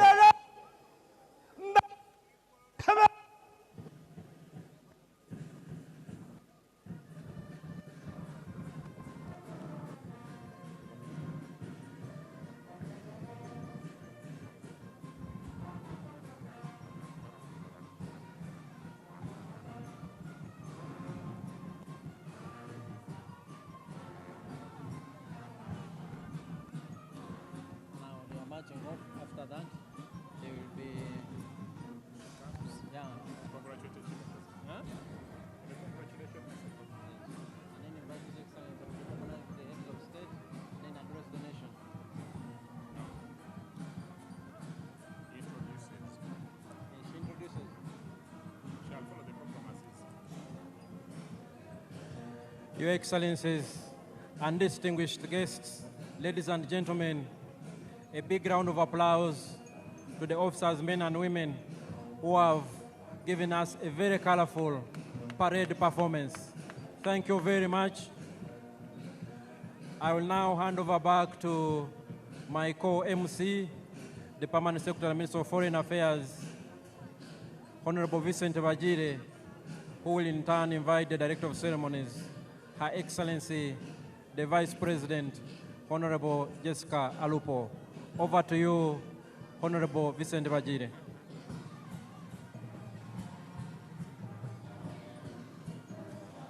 Thank you very much, Colonel Chris Magezi, and indeed the commander of the parade, for that excellent job that you have done. Your Excellency and distinguished guests, the Director of Ceremonies, Her Excellency the Vice President, will now congratulate His Excellency the President upon assumption of the highest office in the land. And thereafter, she shall introduce visiting heads of state and government to His Excellency the President. Your Excellency, Jessica Alupo.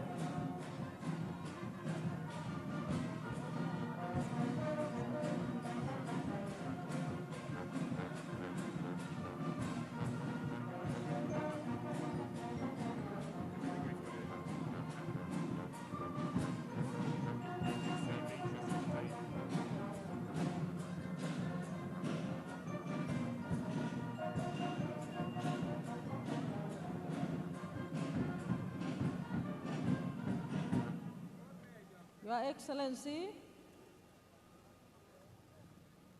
distinguished guests, the parade commander has taken us through a very spectacular parade, march past in quick and slow time. And today, he decided also to entertain us with the UPDF paratroopers, SFC, the UPDF infantry, motorized infantry division, the UPDF artillery division, the UPDF anti-aircraft systems, and the UPDF Air Force platforms. Excellencies, I believe that he deserves appreciation. Join me in thanking His Excellency, the President, and the parade commander. What the parade commander has done is a clear demonstration that the Commander-in-Chief is prepared to defend the national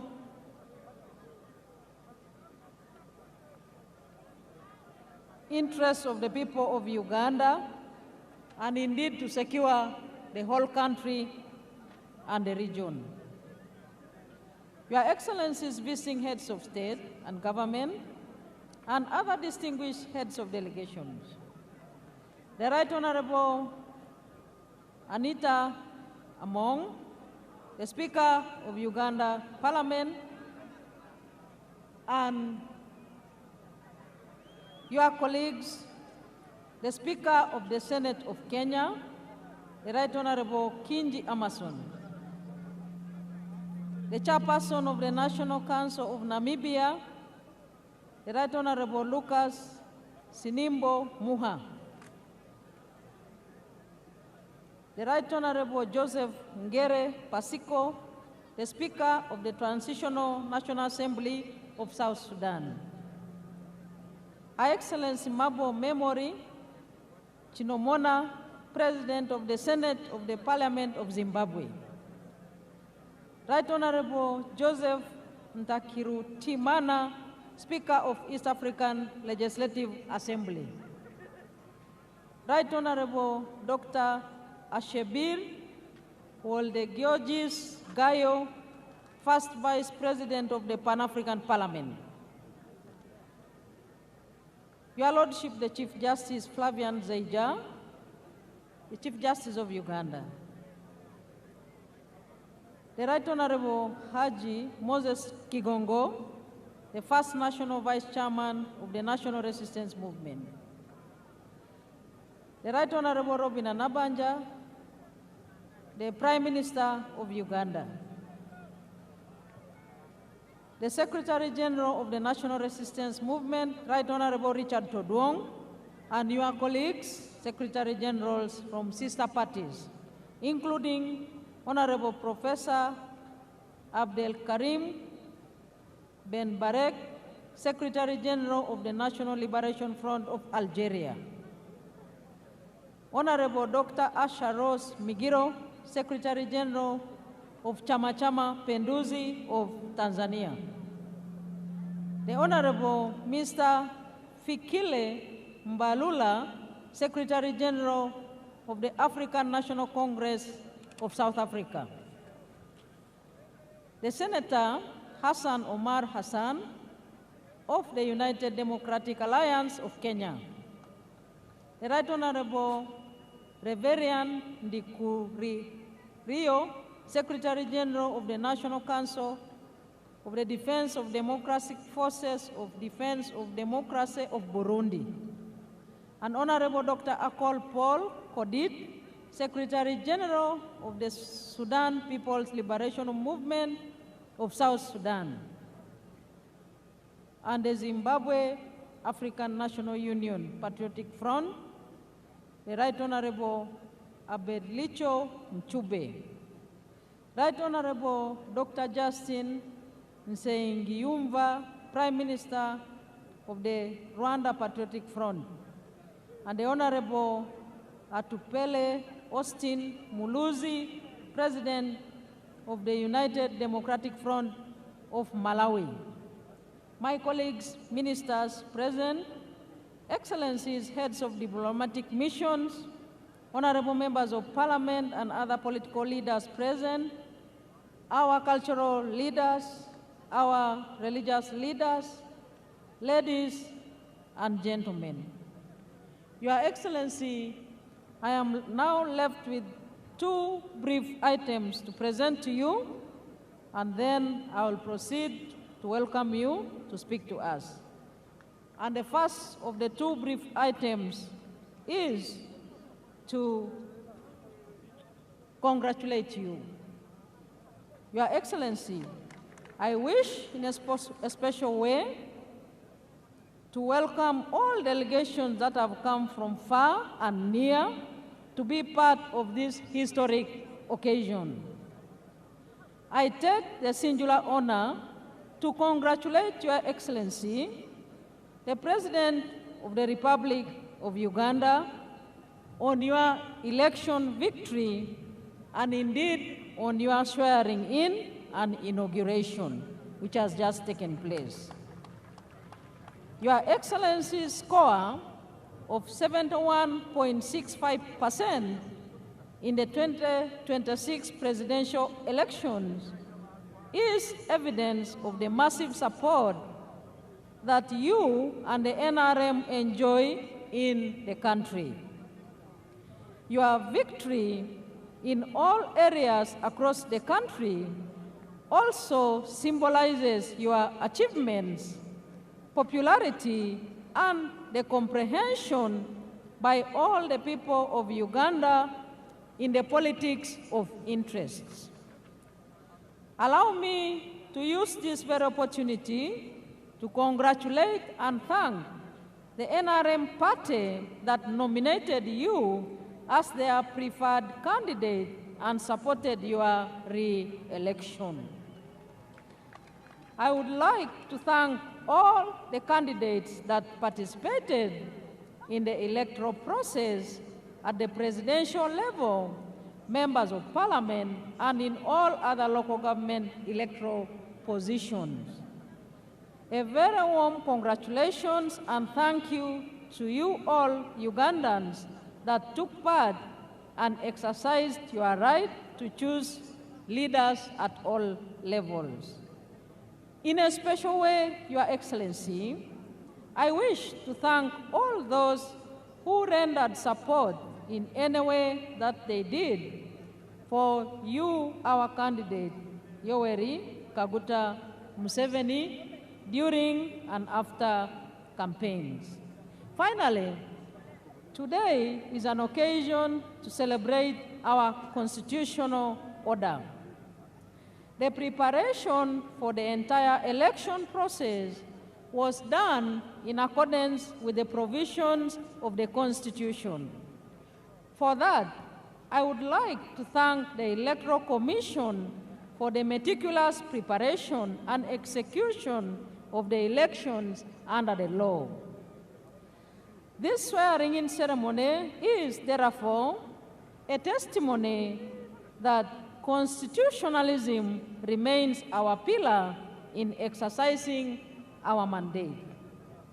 I wish, in a special way, to thank the armed forces, the UPDF, the Uganda Police, Uganda prisons, and the intelligence services for securing the country during the entire elections period and for the peace and stability that has set the foundation for the economic growth of our country with the speculated $500 billion GDP annually in the very near future. Once again, Your Excellency, I extend my congratulations to you and wish you good health and success in the coming term of office 2026-2031. Lastly, Your Excellency, I associate with the theme of this swearing-in and inauguration ceremony, i.e., protecting the gains as we make a qualitative leap to the higher middle-income status and look forward to the new term of office. I thank you once again for joining us in your respective delegations on these momentous occasions. I am now left with one item, Your Excellency, and that is to quickly introduce to you the guests here present with us and all the people of Uganda. Firstly, Your Excellency, we are joined by His Excellency Hassan Sheikh Mohammed, President of the Federal Republic of Somalia. Second, we have Her Excellency Dr. Samia Suluhu Hassan, President of the United Republic of Tanzania. Your Excellency, we also have His Excellency Daniel Francisco Chapo, President of the Republic of Mozambique. We have here with us His Excellency Fure Ezozina Gazimbe, President of the Council of Ministers of the Republic of Togo. And we also have His Excellency Salva Kiir Mayardit, President of the Republic of South Sudan. Your Excellency, we do have His Excellency Brahim Gali, President of Sahrawi Arab Democratic Republic. We also have His Excellency Felix Anthony Tshisekedi, President of the Democratic Republic of Congo. He left just a few minutes ago. Your Excellency, we are joined by His Excellency Bryce Clotaire Oligui Nguema, President of the Gabonese Republic. And we do have His Excellency Evariste Ndayishimiye, President of the Republic of Burundi. And we do have His Excellency Tarehe Atske Selassie, President of the Federal Democratic Republic of Ethiopia. Your Excellency, permit me to introduce representatives of the heads of state and government here present. His Excellency Professor Kithure Kindiki, Deputy President of the Republic of Kenya. His Excellency General Dr. C.G. Chiwenga and his dear spouse, Vice President of the Republic of Zimbabwe. We have Her Excellency Gabriela Savila Jimenez Ramirez, Vice President of the Bolivarian Republic of Venezuela. And we have the Right Honorable Dr. Titunga Elijah Ngurare, Prime Minister of the Republic of Namibia. Next, the Right Honorable Dr. Justin Nzenguyumva, Prime Minister of the Republic of Rwanda. And His Excellency Manuel Osa Nsue Nsua, Prime Minister of the Republic of Equatorial Guinea. And we have Senator Thulisile Dala, Deputy Prime Minister of the Kingdom of Eswatini. Your Excellency, May I also take this opportunity to introduce to you the former heads of state and government who have graced this occasion with their physical presence. We do have His Excellency Olusegun Obasanjo, former President of the Federal Republic of Nigeria. We are joined by His Excellency Haile Mariam Desalegn Boshe, former Prime Minister of the Federal Democratic Republic of Ethiopia. Your Excellency, you are joined by His Excellency Jakaya Kikwete, the former President of the United Republic of Tanzania. We are also joined by His Excellency Uhuru Kenyatta, the former President. Thank you. Former President of the Republic of Kenya. Your Excellency, distinguished ladies and gentlemen, I further take this opportunity to introduce and welcome the following representatives of the heads of state and government here present. We have His Excellency Azouz Nasri, President of the Senate of the People's Democratic Republic of Algeria. His Excellency Losang Jamkan, Special Envoy and Vice Chairman of the Standing Committee of the People's Republic of China.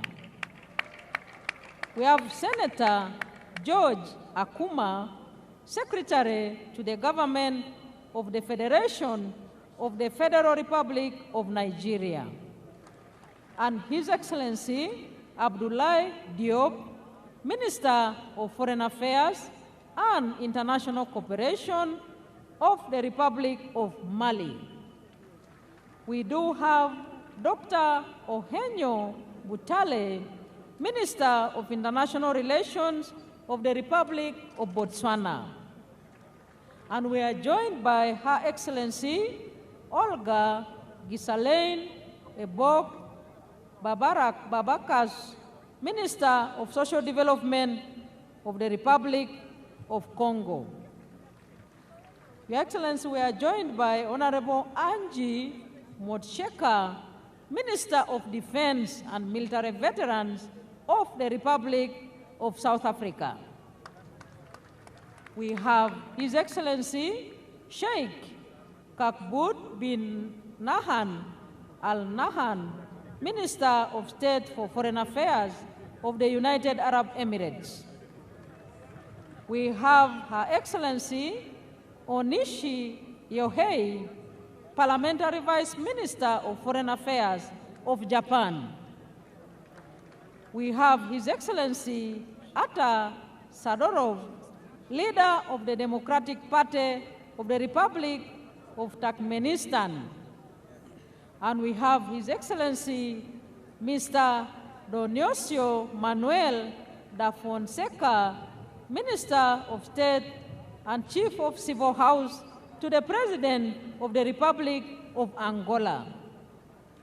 We have Honorable Bella Chakesova, Deputy Minister of Digital Development, Communications and Mass Media of the Russian Federation. We have Honorable James Gaka, Deputy Minister of Foreign Affairs of the Republic of Ghana. We are joined by His Excellency Engineer Walid bin Abdulkarim Al-Kareji, Vice Minister of Foreign Affairs of the Kingdom of Saudi Arabia. We have Honorable Mr. Jayan Chaudhry, Minister of State for Education, Skills and Development of the Republic of India. We have Mr. Nicholas Cheka, Senior Bureau Official for African Affairs of the United States of America.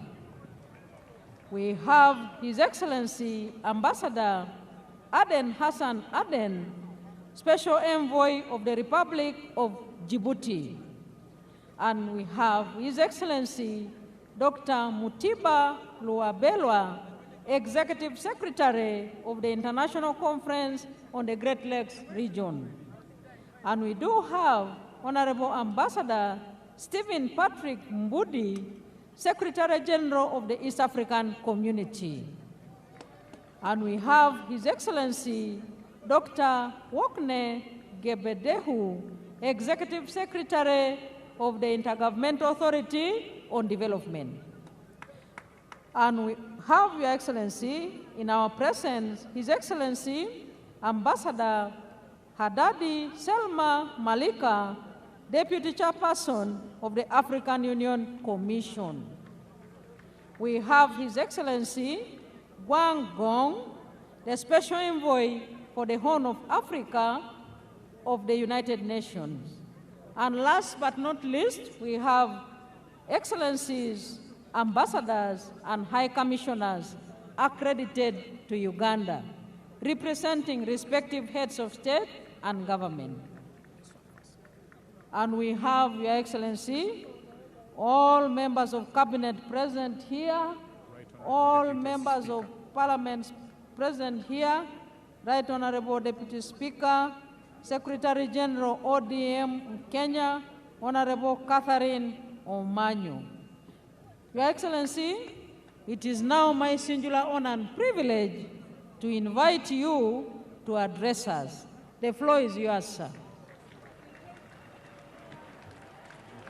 Thank you, Your Excellency. Very nice speech. Your names are difficult. There are many, but But you did a very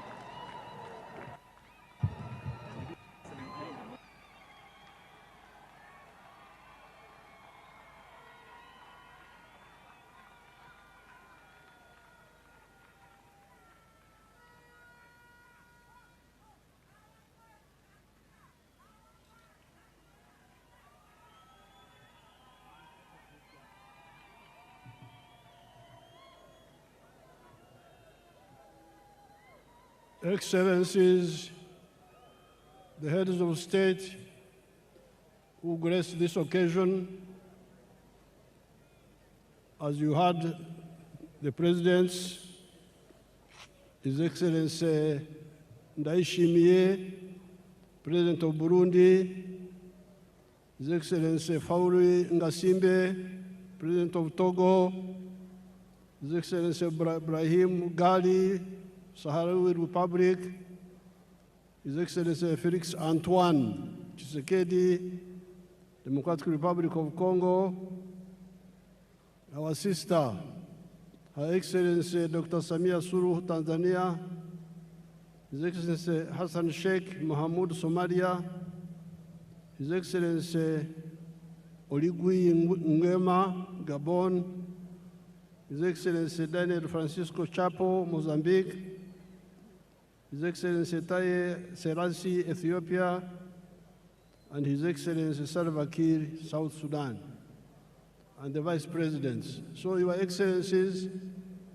I welcome you to Uganda, and I thank you so much for showing solidarity with us. Now, among these Excellencies who are here, you, the Ugandans, especially the Bazukuru, the young people, Abazukuru Jemuli,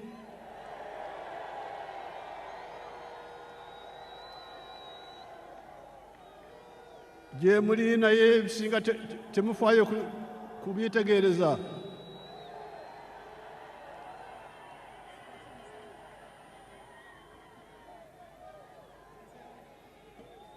Mutomera butomezi. Twalije. Nze jaja nkyali wano.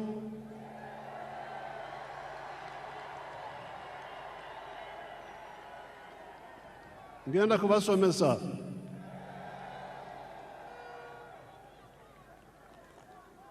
I'm telling these grandchildren, Your Excellencies, I'm telling the grandchildren that they don't know much of the history. So on this occasion, I want to thank the people of Tanzania,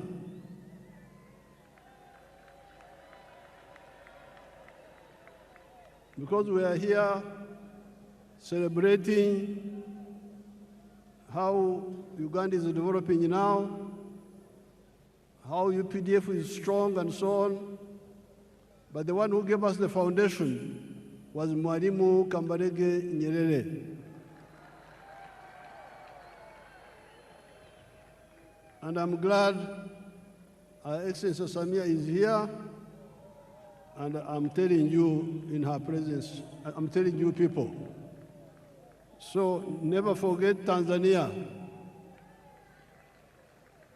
Then we have got a very tall man. I had not met him before. Our son from Mozambique, the tall man. You stand up and they see you. He's a very tall man. He's the new president of Mozambique. Mozambique, working with Mwalimu, are the ones who helped us to build this force which you see here.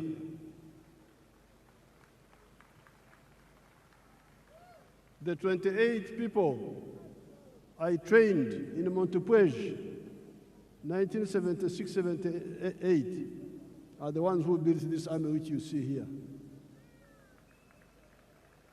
Then there is the Vice President of Kenya. When Ugandans were running away, many of them would run to Kenya.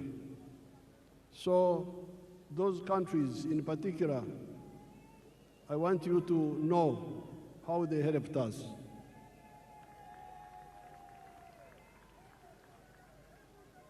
I thank all the excellencies who have come here, and the vice presidents, and the prime ministers, and the ministers who have come here. They have shown solidarity with us. I thank them so much.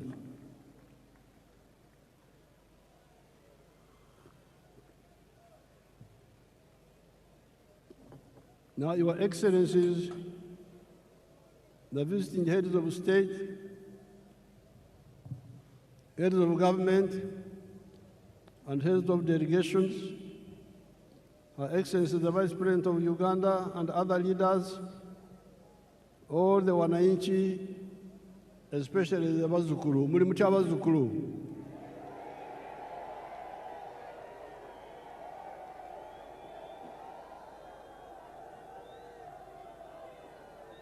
N'Abanyuganda balala bonna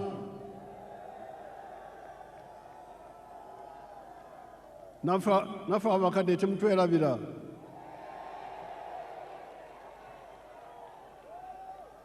Habari nzuri wote.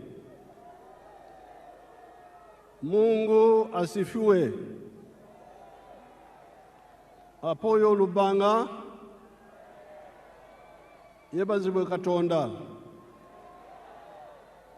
Congratulations on the series of elections that we have been having ever since the 15th of January 2026.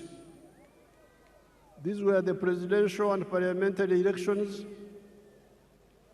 district chairpersons, district councillors, sub-county chairpersons, and sub-county councillors. I especially congratulate our party, the NRM, for winning all those elections with big majorities. Abana Uganda, mwebale kuwagira NRM.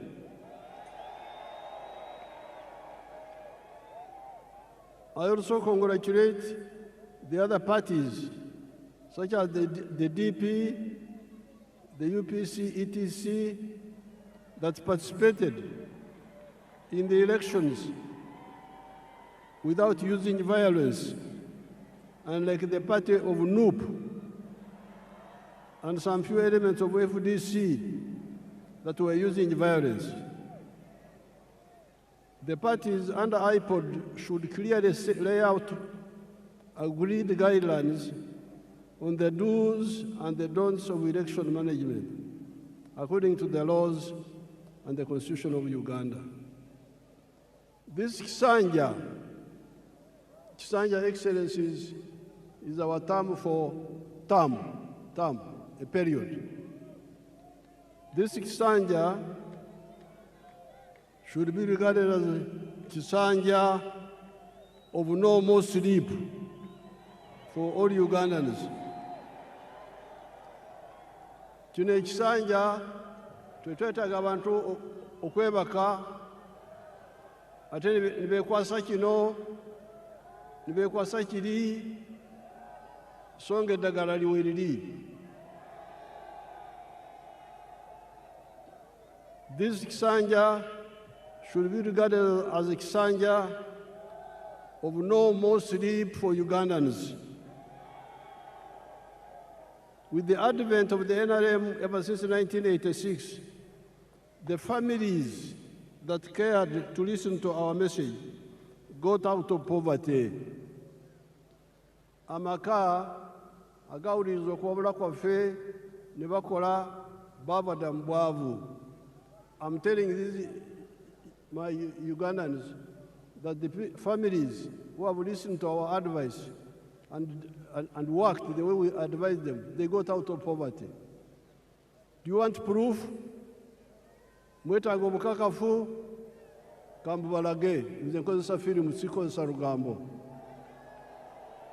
Show us the real estate around Kampala. Show us. Mutulage.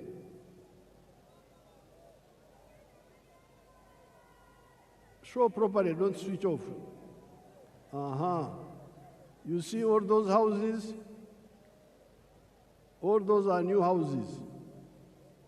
And they are built by your own Ugandans. They are not built by foreigners.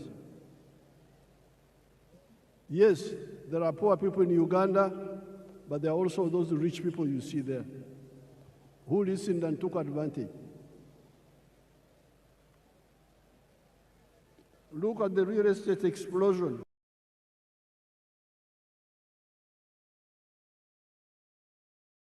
Uganda.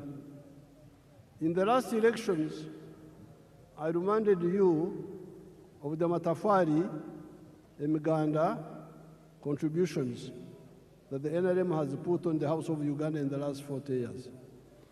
Excellencies, during the campaign, I told these young people that NRM in the last 40 years has put a Matafari, which is our word for bricks,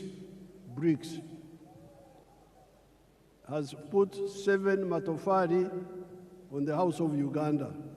In other words, the NRM has made 7 contributions to Uganda in the last 40 years. The first one, peace brought about by the NRM ideology of rejecting the politics of sectarianism caused by the reliance by the opportunists on the ideology of emphasizing identity of tribes, identity of religion, instead of emphasizing the interests of wealth creators that depend on their own sweat and developed countries. This is brick number 1. When we rejected the politics of sectarianism, of identity, of tribe, of religion.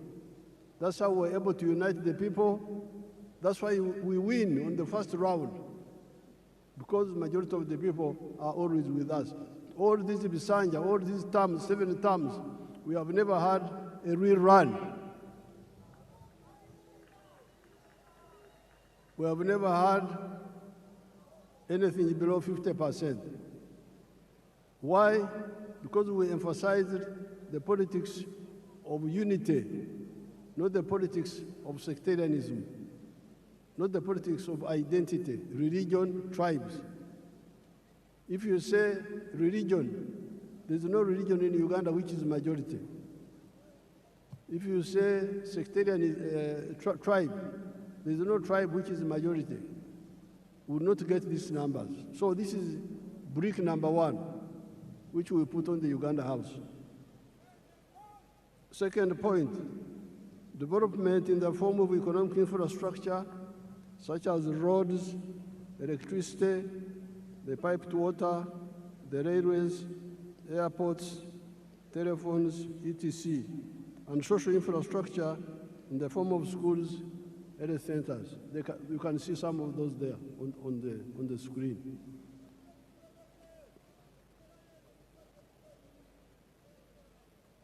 Number C, the brick number 3, wealth. You remember, I've been telling you, Enkula Kulana, in Swahili we say, maendeleo. But you can have maendeleo, in Swahili we must also have utajiri, wealth. So some people have been talking of roads, railway, electricity, but they never talk about wealth. And this is a mistake.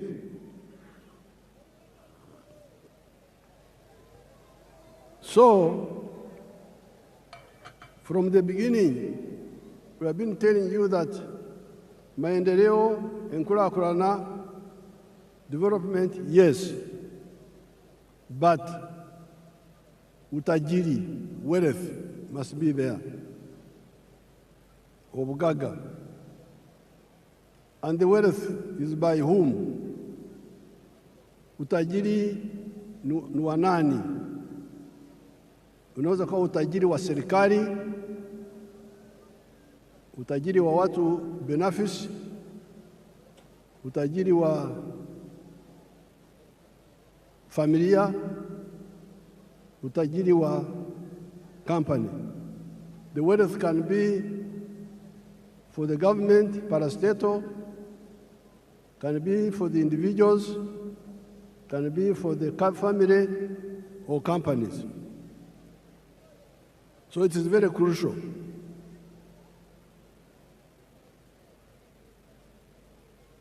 And in the case of Uganda, we have been telling you that the wealth is in the 4 sectors: commercial agriculture, manufacturing and artisanship, services, and ICT. If you want wealth, these are the 4 sectors where wealth is. Then number 4, it is now the wealth. Once people create wealth, the wealth creates jobs. You cannot have many jobs without wealth. Huwezi kuwa na ajira ya kutosha bila kujenga utajiri wa serikali, wa binafsi, wa familia, wa company. Kujidanganya huko kuache. Mwache kujidanganya. Muleme okwelimba. Tusobola kubeera n'emirimo awatali bugaga. Then brick number 5 were services. Service delivery. The government must provide some services like security, like health, like justice. Those are done, education, those are done by the government, and the government has done it. Then number 6, market, soko, tukizalisha mali, sisi wazalishaji mali, nani atanunua bidhaa zetu kwa wingi?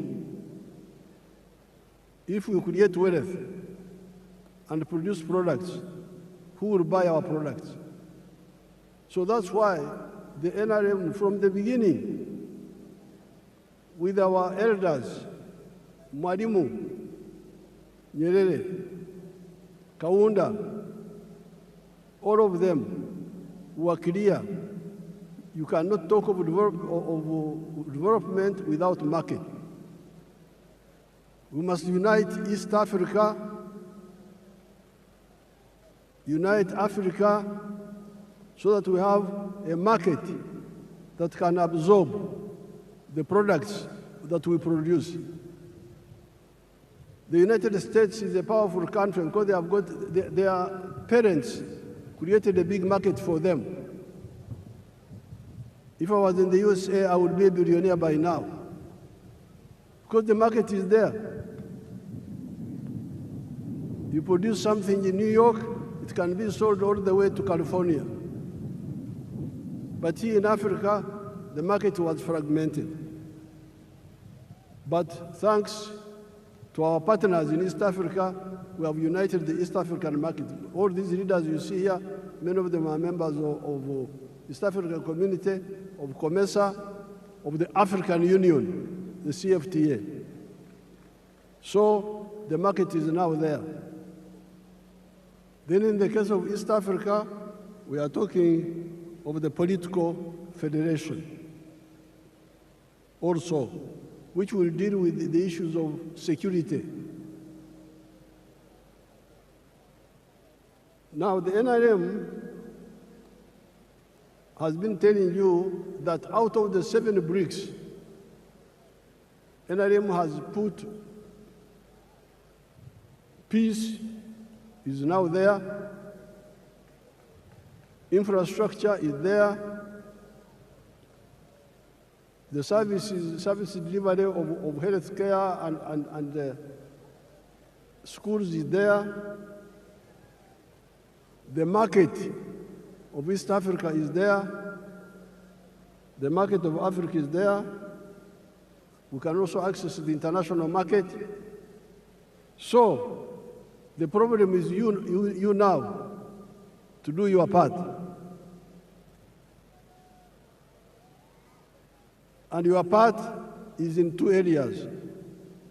Wealth creation. Be part of wealth creation. Tozira bugaga, nze neerira bugaga. Nze njagala bwavu. Tombula ebyobugaga. Be part of wealth creation. And once you create wealth, you should also create jobs. Now, during the campaign, I showed you examples here. Let's see them, some of them again, a few of them. Basangwa.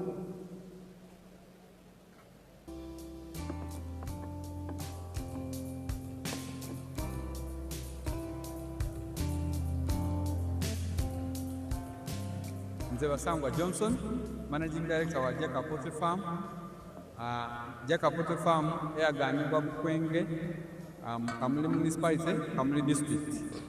2007 twatandika obulunzi nga tutandikira mu Kamuli County Council by then mu plot yali 50 feet by 100 feet. There's a foot atano ku 10 eda itaka.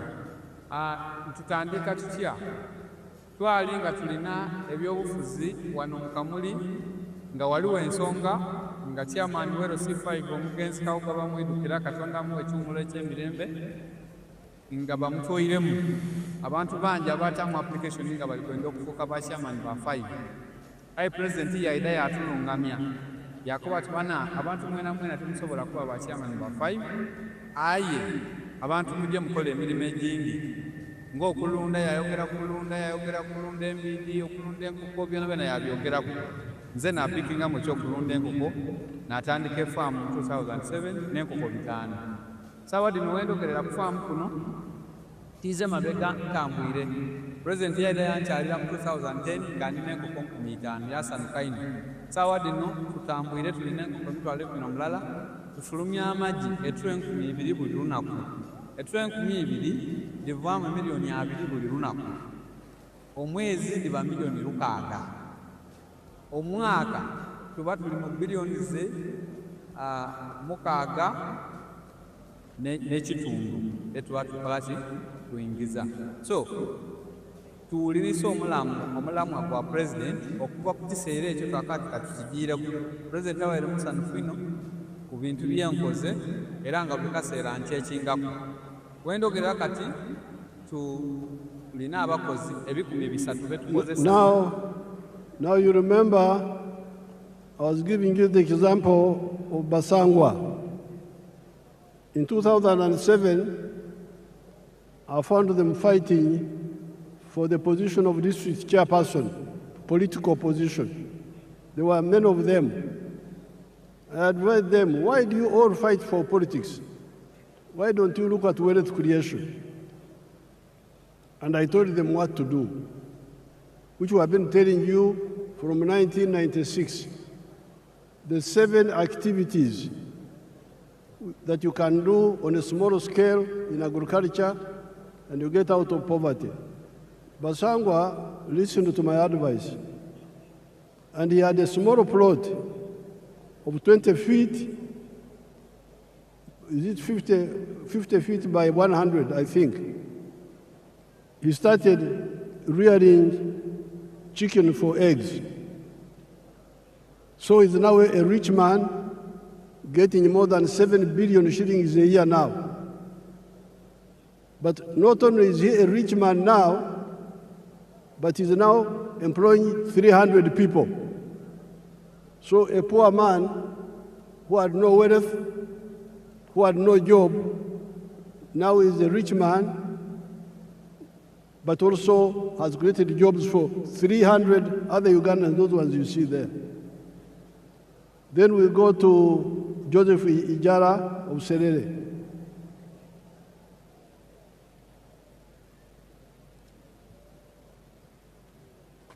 Hello, my name is Joseph Ijala. I am the proprietor of Tarehe farm, which is located in Sherehe in a place called Kakusi, where we are. And in Tarehe we have dairy, poultry, and we also make laundry bar soap. But we also have the value addition aspect of the farm, where we produce yogurt and pack it, tin it for the market.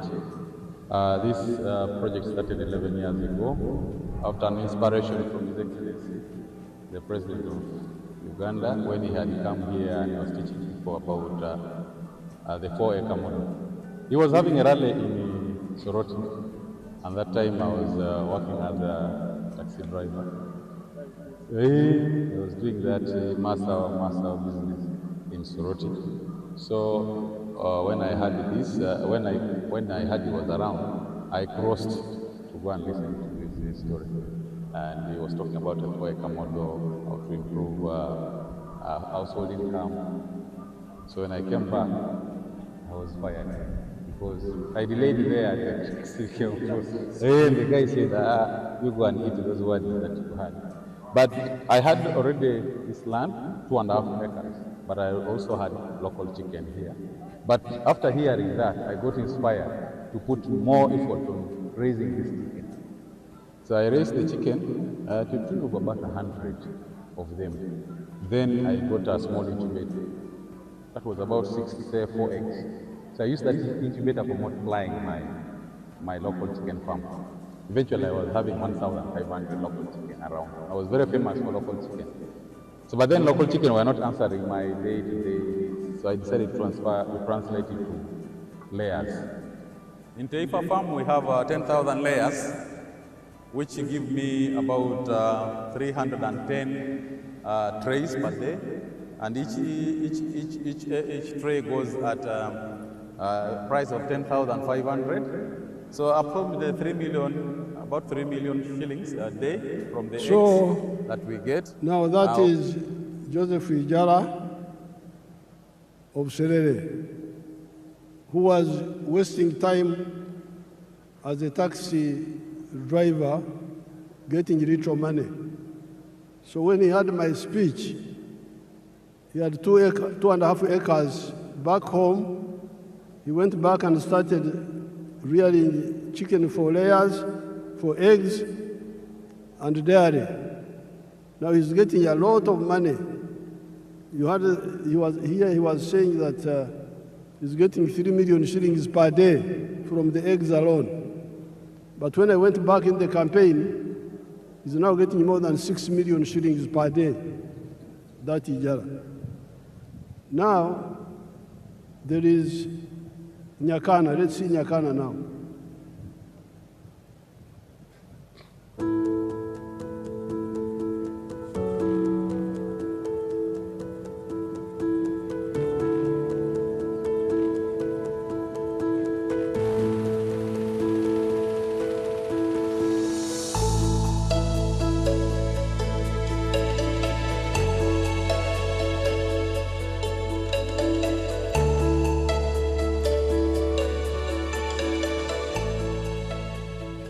My name is Nyakana Richard from Rwengaju. This village is called Rwengaju village in Karabarole, Potpoto City.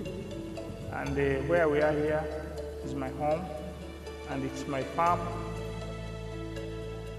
The biggest landlord in this village of Rwengaju is having 7 acres. People are surviving on quarter an acre, half an acre. 80% of the population here, they are on half an acre, they are on quarter an acre. This farm and this home is seated on 1.25 acres. It is surveyed land. And 1 acre of land here, where we are here, is costing 80 million Uganda shillings. It is very expensive to buy land. Our farm is called Kina Farm. It is having 4 economic activities. Number 1, we are in zero grazing of dairy cows. Number 2, we are in poultry, majorly for layer birds. Number 3, we are in feed processing for livestock. And number 4, manure production.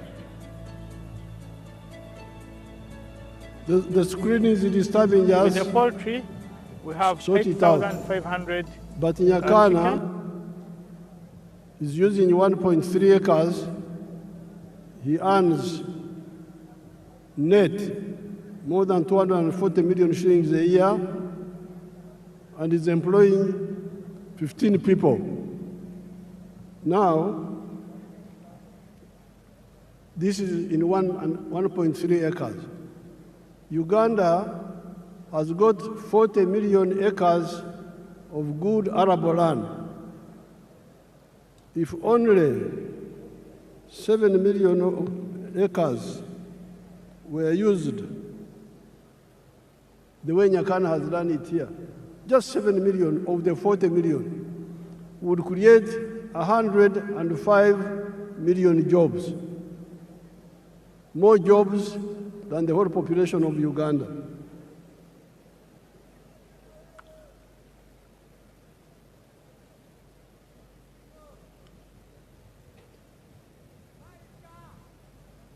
I have reminded you that Uganda has very good arable land.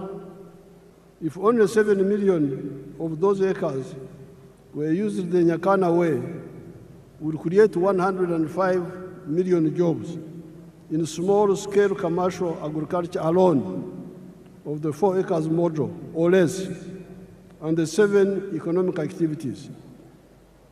This is before you talk of the big-scale commercial agriculture, such as Madvani, where employs 14,000 people at Kachira, before you talk of the manufacturers that are now employing 1.5 million people. Now, you can say, you Museveni, you are always talking of small people, of 4 acres and less. The Basangwas, the Ijaras, the Nyakanas. Oh no, you are mistaken. I support the big ones also. Let's see Madvani. Show us Madvani, if you man, if you are not asleep. The one of the screen. You want the big ones? There they are. The big ones are there. But we struggle with the smaller ones because they are the ones who don't know what to do. The big ones, most of the time, know what to do.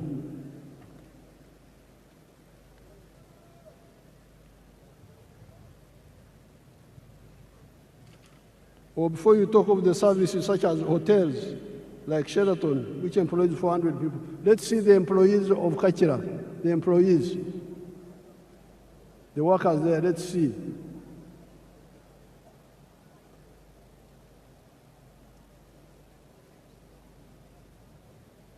They are employing 14,000 people in Katika. Let's look at Sheraton. Sheraton is employing how many people? Sheraton, if you have it.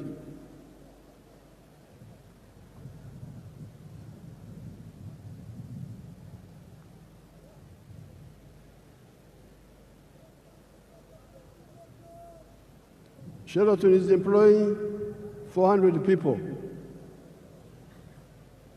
Let's look at Mbare. Those are employees of Sheraton. See how smart they are. Let's look at Mbare Industrial Park.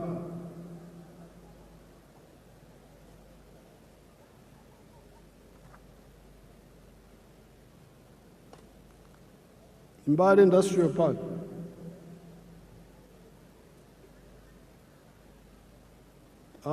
Freeze it. Go back a bit.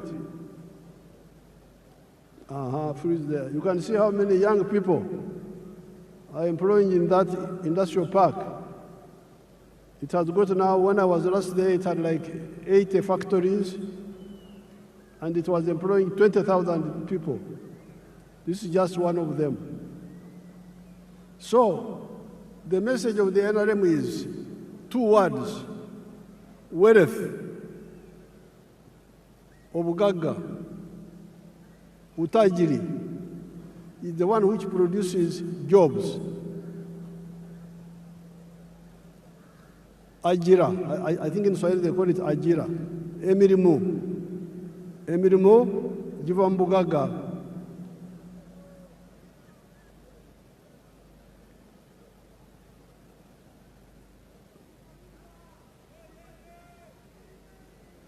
The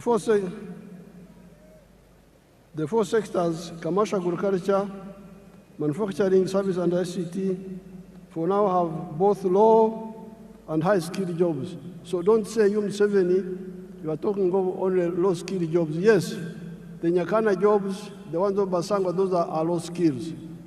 But let me show you the high-skilled jobs. Chira, show them Chira Motors. Chira Motors. And the Karuma.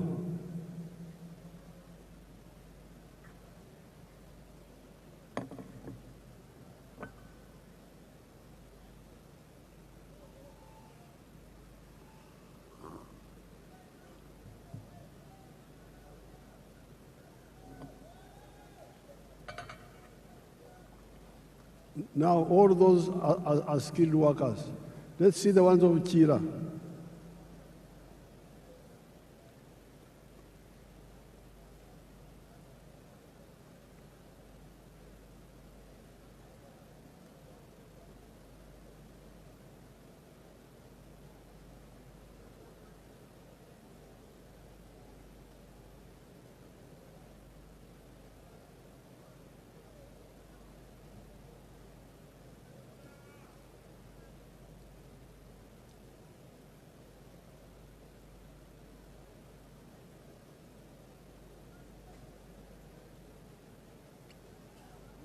Obadechi.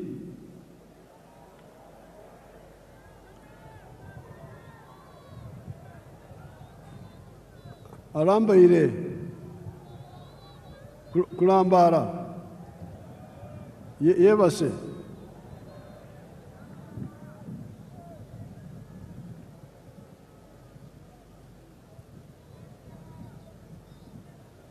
Balambara ira.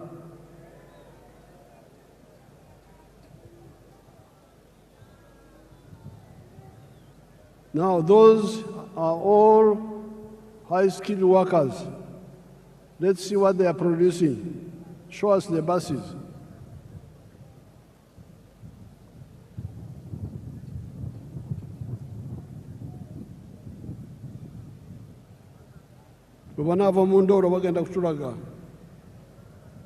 When they get out of sleep, they will show us. Let's continue. So, those are the buses now, produced by your own people from zero. Totally designed and produced by. There is crying about petrol in the world. For us, we shall go electric. If the petrol disappears, we have got electric buses here. We have no problem.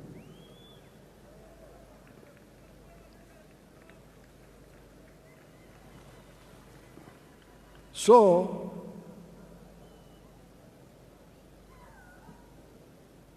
the challenge of the NRM is that there is peace, there is infrastructure, there is services in schools and health centers, there is market of Africa, but you must be engaged in wealth creation. As an individual, as a family, or a company. And then the wealth you create will produce jobs. And in the case of Uganda, we have got the 4 sectors: commercial, agriculture, big or small, manufacturing, services like hotels, and ICT. The 4 sectors, commercial, agriculture, manufacturing, services, and ICT, for now have both low and high-skilled jobs. In 2013, only 32% of the homesteads in Uganda were in the money economy.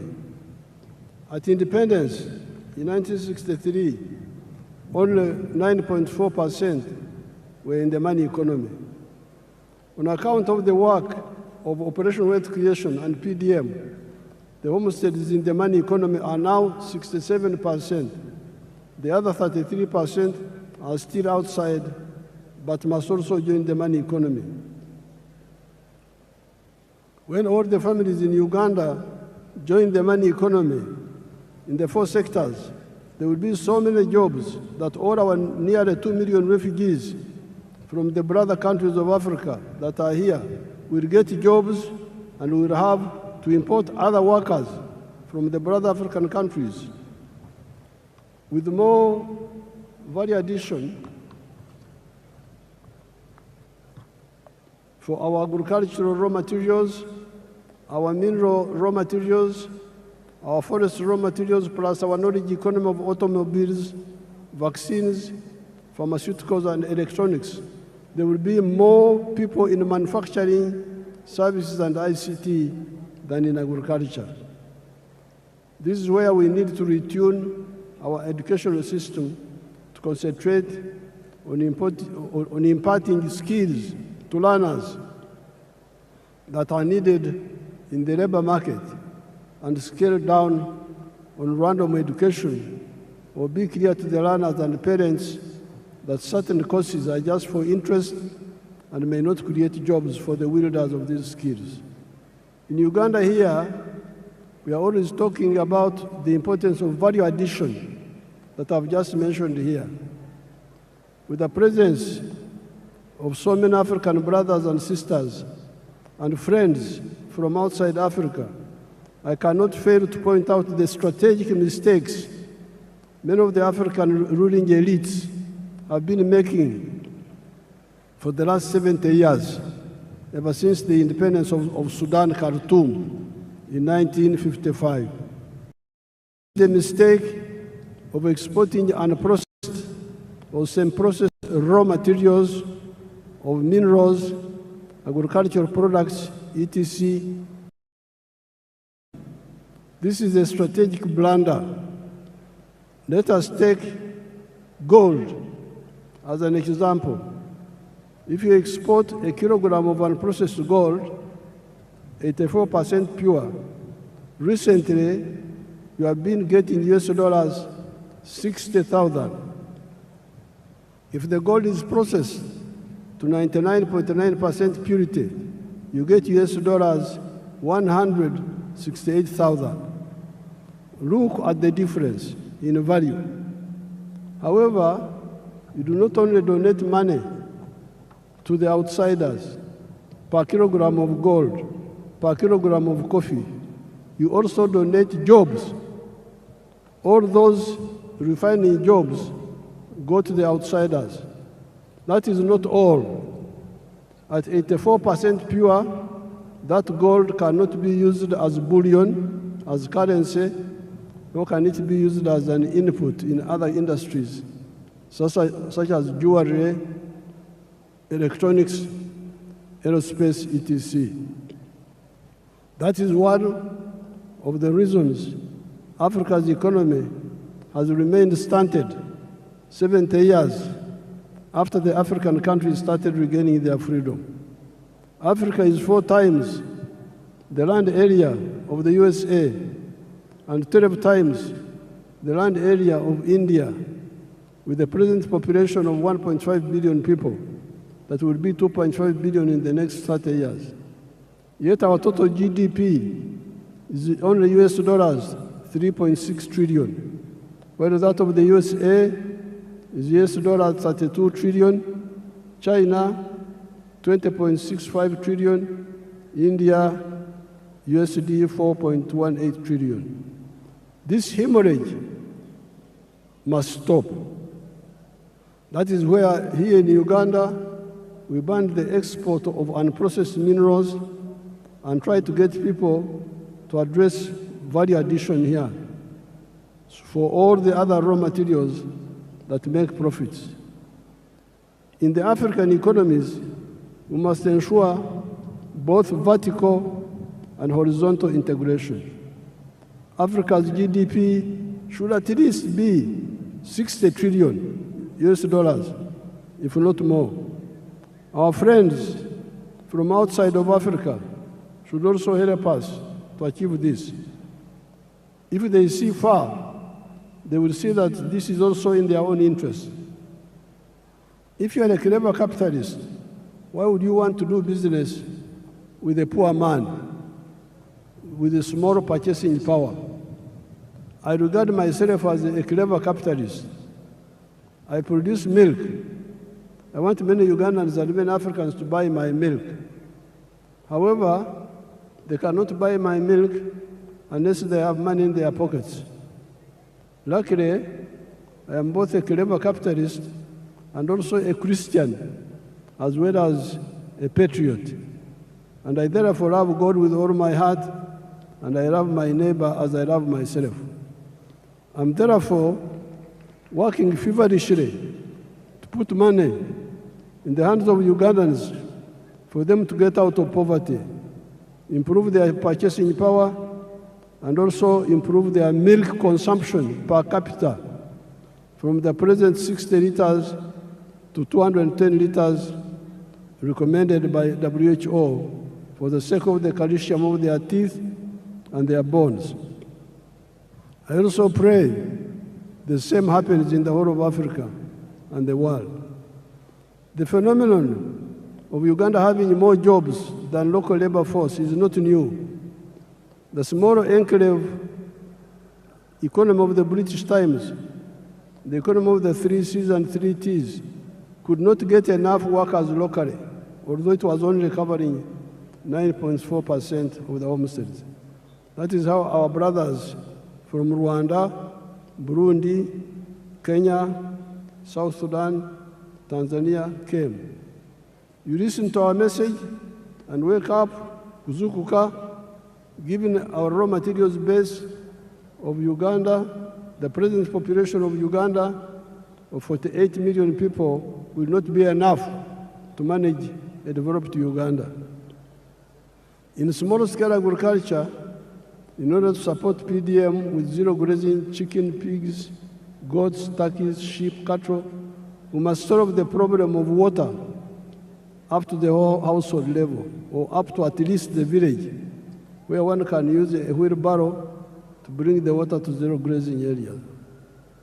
The current woman MP for Ntungamo, the Honorable Josephine Kamateneti, has developed an interesting model that uses solar-powered water pumps and wells, amaziba, oruzi, in the areas of Uganda that have got Enshuro spring. She uses 8.1 million shillings for a village. The homesteaders can then use wheelbarrows to bring water to their homes. How can this model be adapted to the boreholes for the areas with no Enshuro? With fish farming, before I go to the fish farming, I wanted to show you Wagagai in Busia, the value addition to gold. If you have it, show it quickly.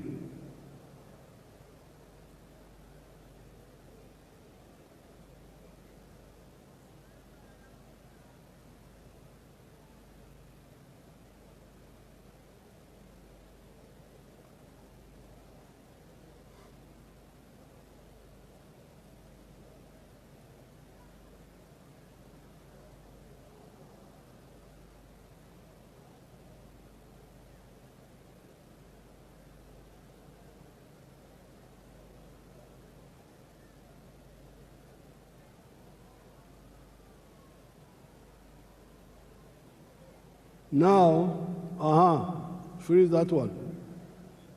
Each one of those is fully refined gold in Busia. And each one is a kilo. And each one is now costing $168,000. If you sell and process gold, 84% pure, a kilo, you'll get only $60,000. So you see the wastage. Africans are really in trouble. How can you throw away your wealth like that? You are losing more than $100,000 in every kilo of gold. And then you say you will solve your problem. How will you solve the problem? With fish farming in the Miga edges of the wetlands, the government will help the communities with the earth-moving equipment to make the fish ponds, the solar-powered water pump, to pump water and aerate with oxygen and protect the fish against snakes. The issue of fish fries, Wanabubi Nyanja, and fish feeds is also being addressed. The support for all the other sectors, big commercial farmers, manufacturing,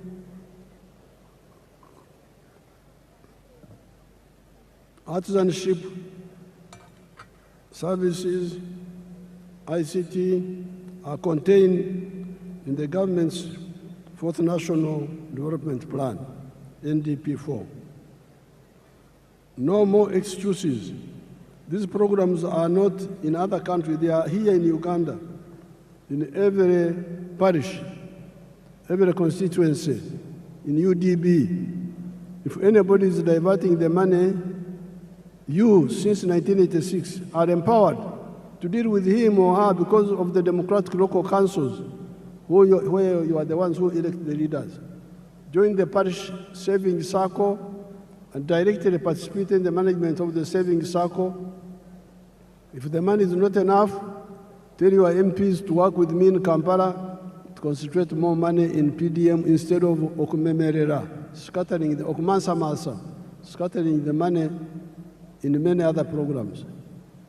Especially for agriculture, you need to protect our environment. We need our wetlands for both our rain and irrigation.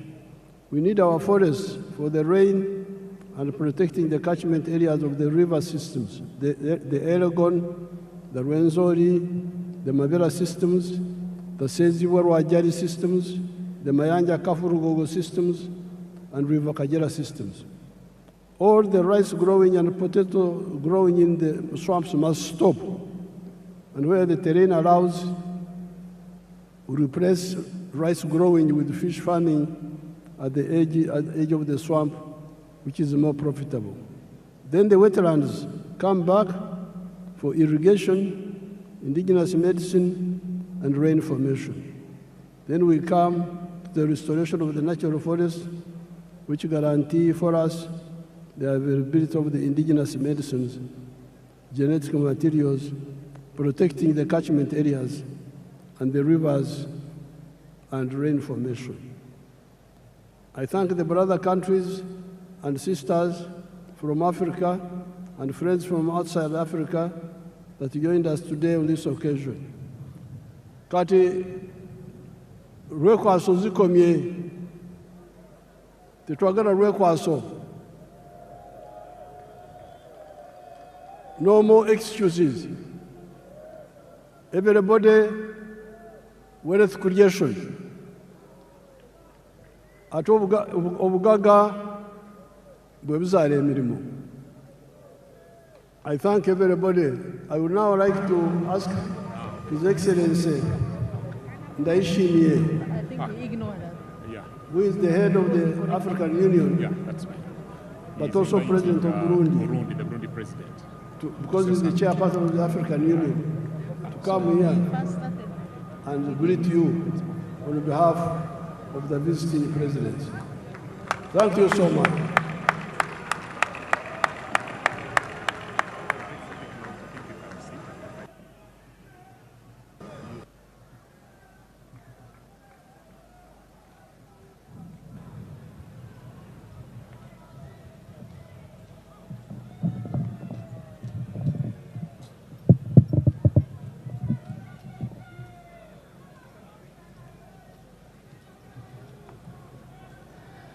Uganda oye! Uganda oye! Your Excellency, President Yoweri Kaguta Museveni, President of the Republic of Uganda, Your Excellency, Head of State and Government, distinguished guests, great people of Uganda, Wariyorcha,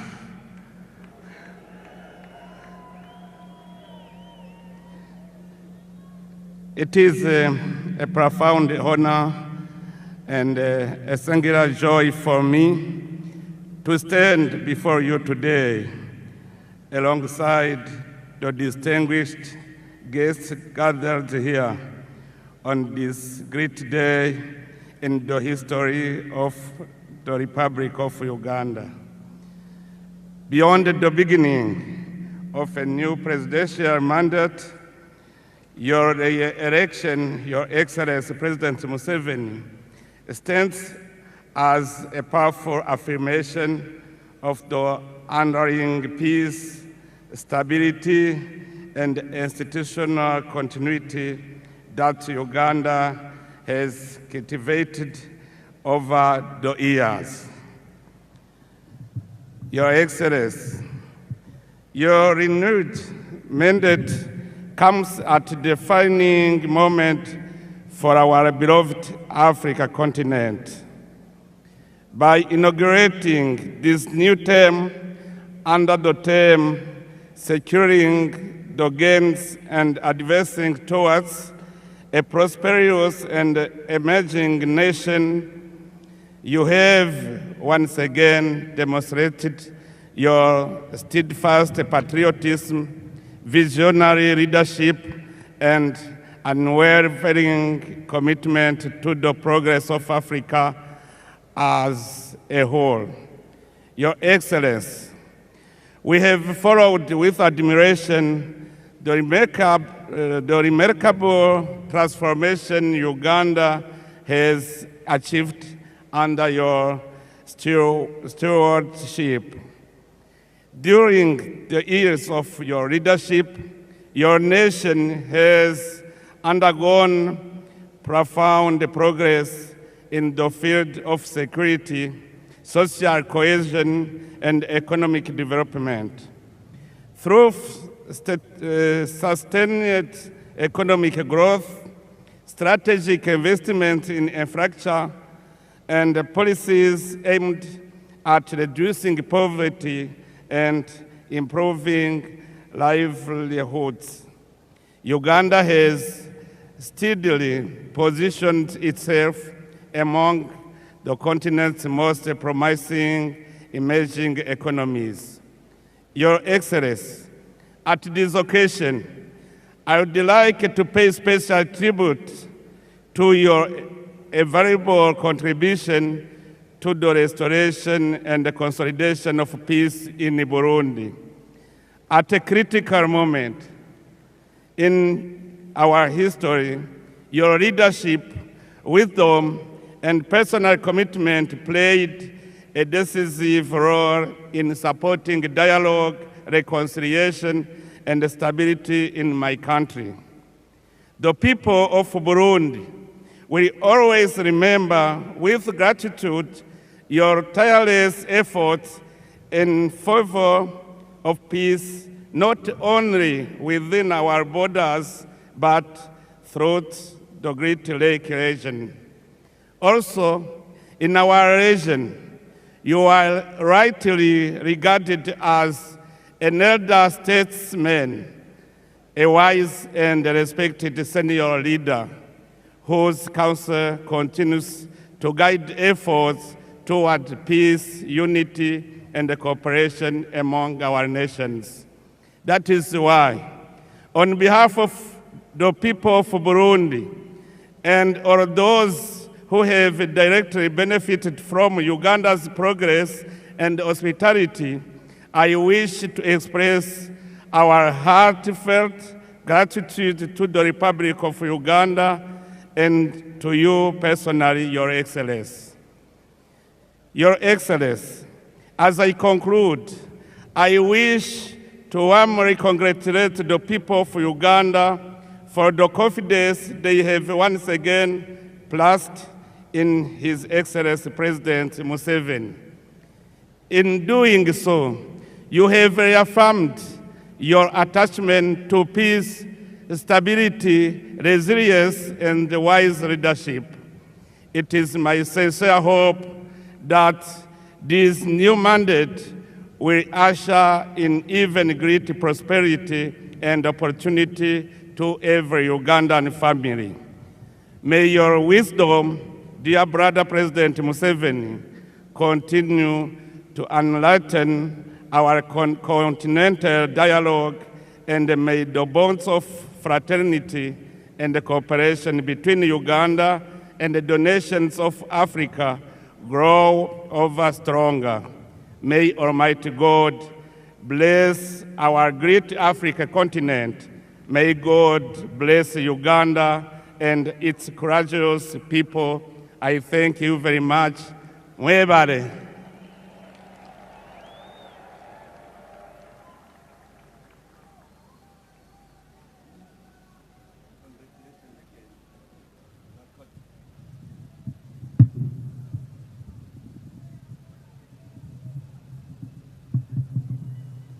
Abarundi barahari. Abarundi baravuga ki? There are many Burundis here.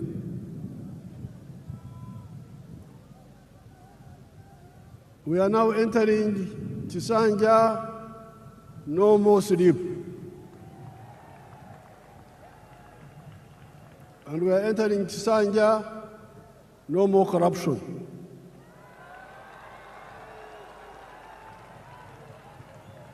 You heard the prayers. You heard the prayers of the bishop. That prayer of the bishop should be captured properly. Okusaba kwa bishop kukolomedde ababbi. No more corruption, no more sleep. NRM oye. NRM ebeo.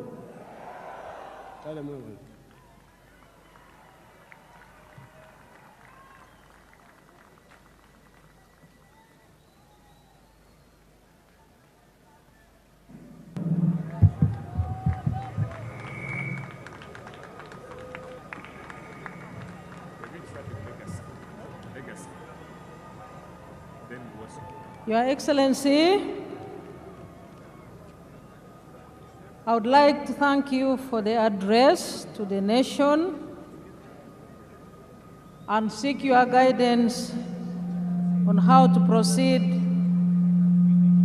with the 2 entertainment items which are on our program.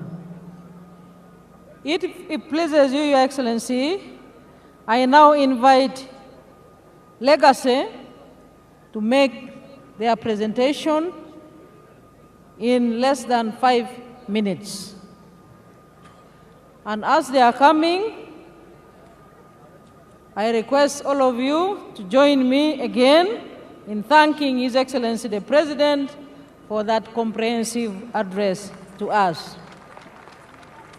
And very quickly, Your Excellency, also, I would like to mention that all the RDCs are here, the RCCs, the LOC5 chairmen, the NRM chairmen from all districts are here joining you in this momentous occasion.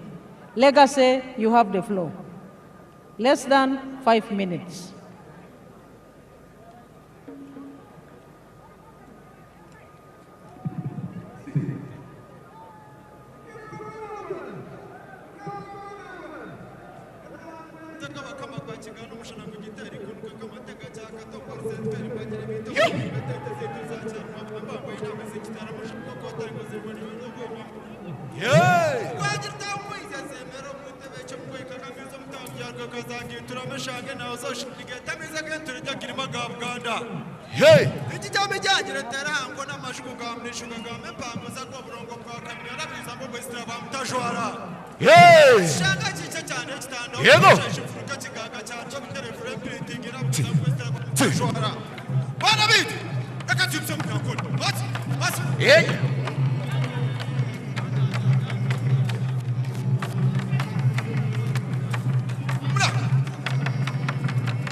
Echaru shongera, echaru shongera, ejuguni shimurangaru.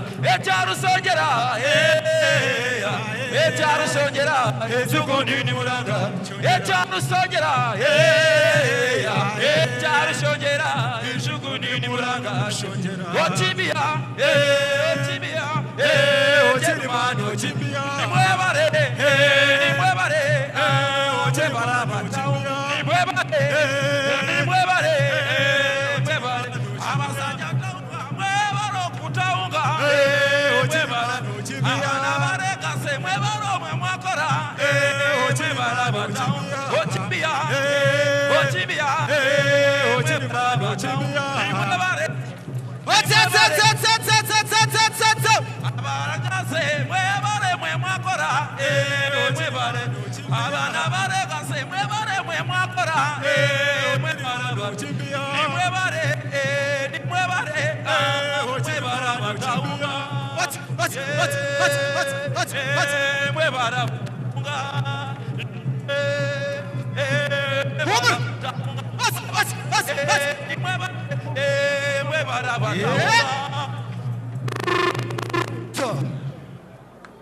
Thank you very much for that performance, Legacy. May I now invite Uweso, and thank you for keeping time. Uweso, please come on the stage and entertain His Excellency the President, our newly inaugurated President, and our treasured guests here present. Your Excellency, Uweso is now coming on stage, also to use less than 5 minutes to entertain you and our guests.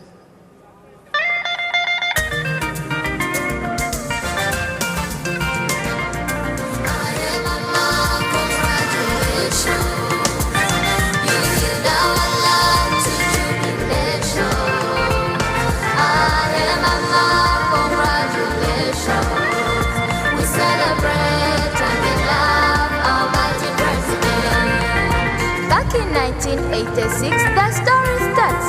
A child stood silent, tears in the heart, no food, no school, no song to sing. Till Mama Mama Janet came with hope on wing. USA rose and stretched her hand, spread love and hope across the land. Musei stood firm right by Mama's side, turned to hope and fear to pride.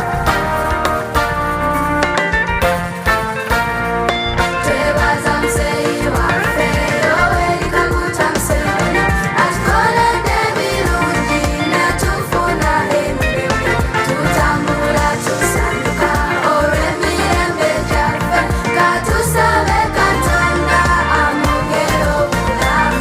Our dear good President Yoweri Kaguta Museveni, we thank you for our dear mother Janet Museveni. Our gift of education USA is giving. We are happy and so hopeful in our country Uganda.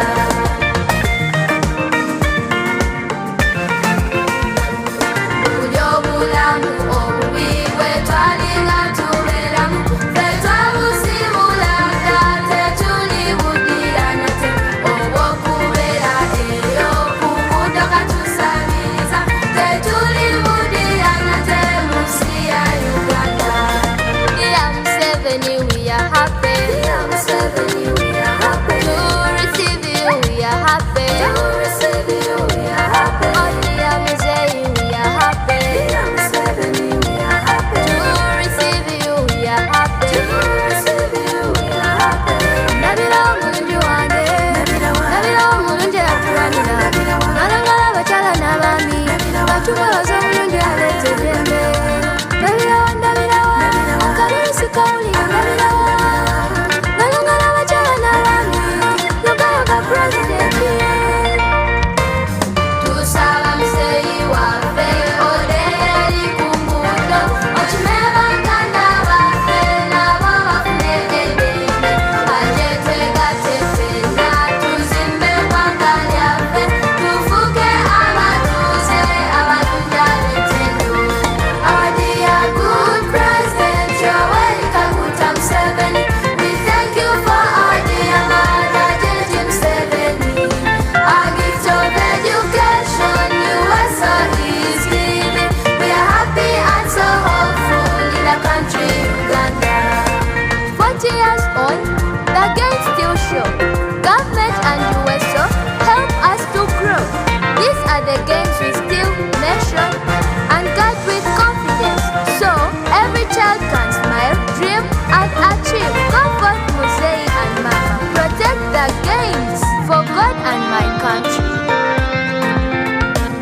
Ne gavumenti yaffe nayo tugyebaza nnyo, ekulembera General Yoweri Kaguta.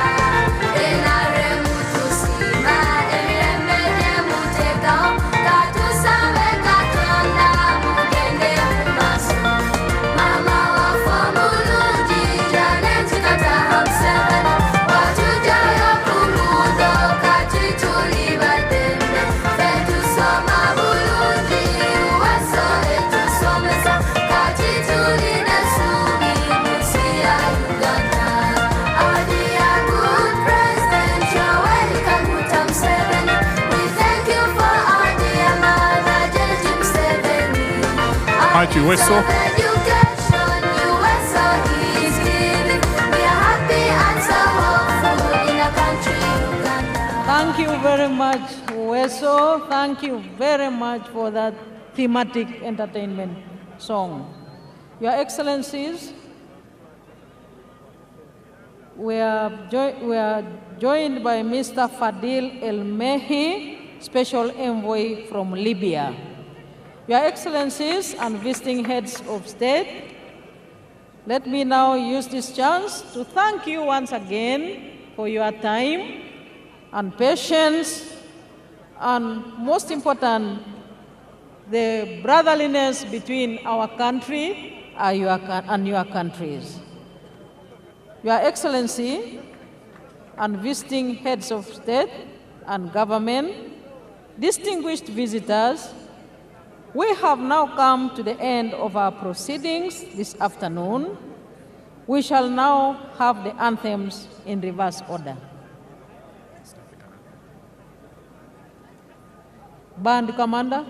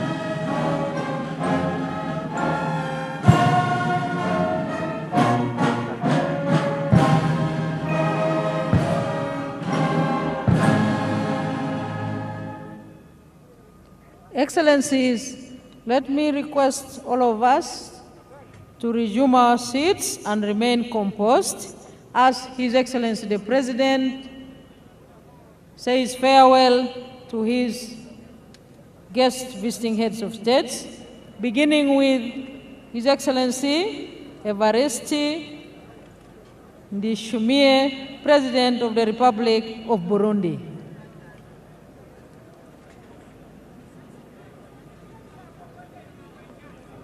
And next will be the President of Somalia. Names.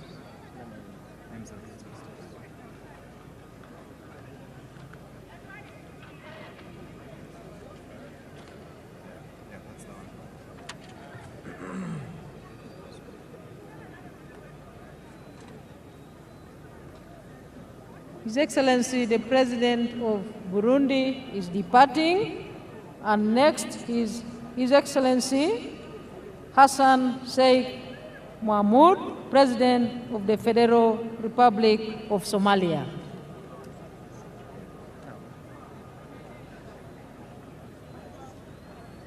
About the third? The third.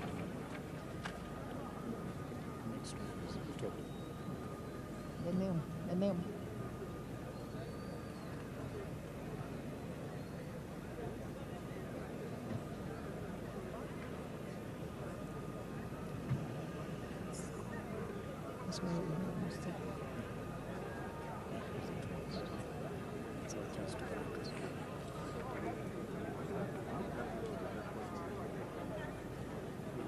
His Excellency the President of Somalia is departing. After the President of Somalia, His Excellency Fure Esozima Ganazingbe, President of Togo, will depart.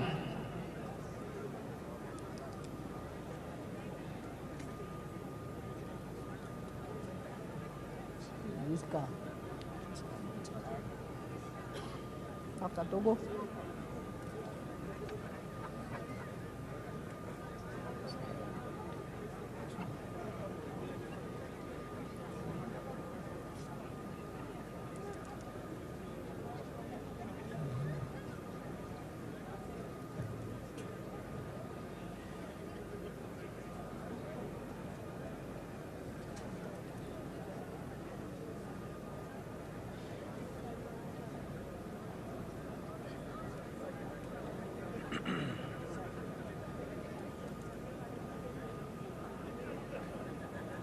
His Excellency the President is saying farewell to the visiting heads of states and governments, and indeed our treasured and distinguished visitors.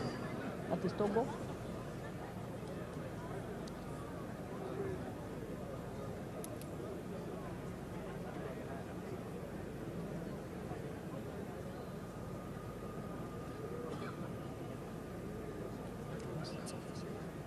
After Togo.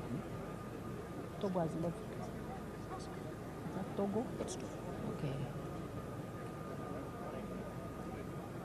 His Excellency the President of Togo is now departing. Next will be His Excellency Brahim Gali, the President of the Sahrawi Arab Democratic Republic.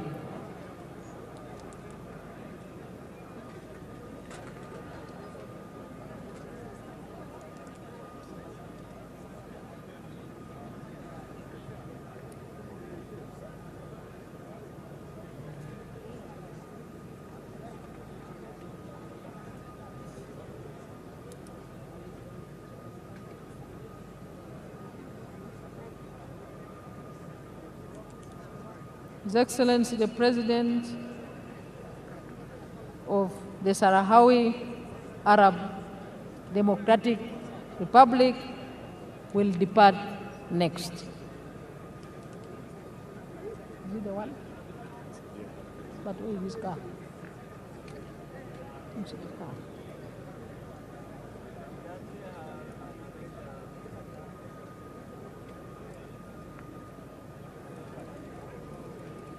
the President, His Excellency Ibrahim Gali, President of the Sahrawi Arab Democratic Republic, is on the stage to depart.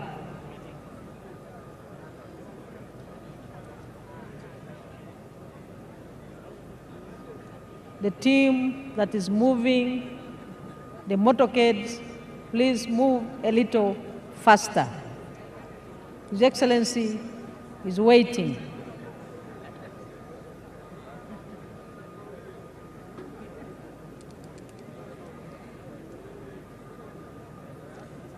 And next is Her Excellency Dr.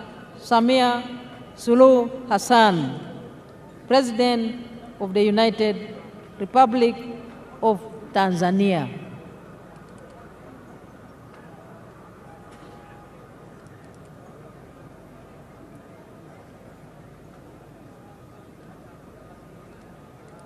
Please move the motorcade of Her Excellency Samia Suluhu Hassan, President of the United Republic of Tanzania.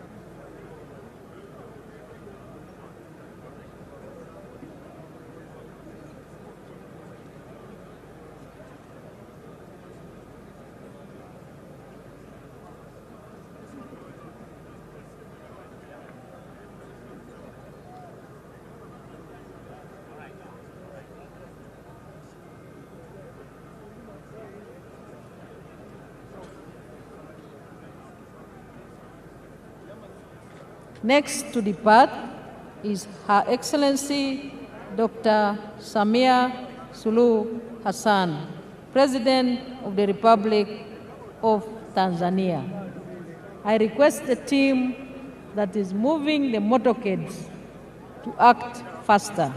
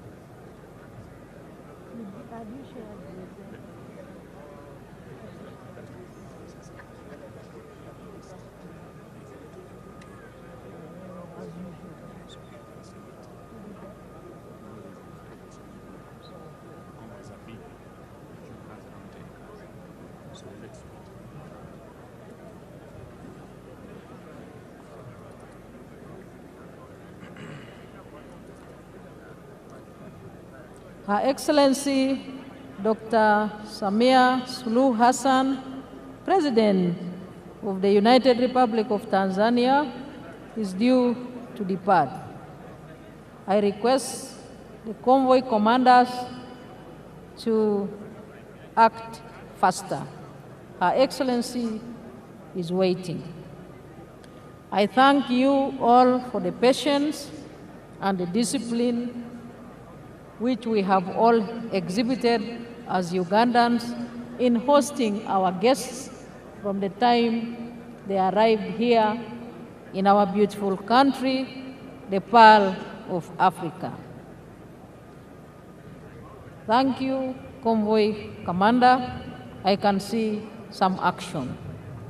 Her Excellency Dr. Samia Suluhu Hassan will depart next. Her Excellency, the President of the Republic of Tanzania. After Her Excellency departs, His Excellency Brice Clotaire Oligui Nguema, President of the Gabonese Republic, will depart. May the convoy commanders follow that president in releasing the motorcades.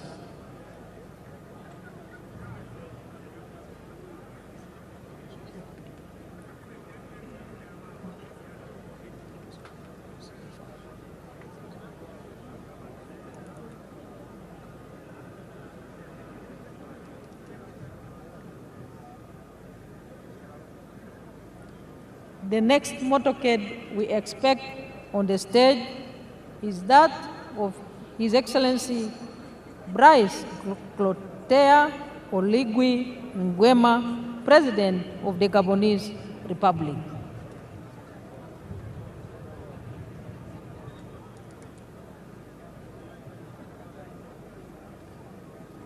Her Excellency Dr. Samia Suluhu Hassan is now departing. We thank Your Excellency for your physical presence at this momentous occasion.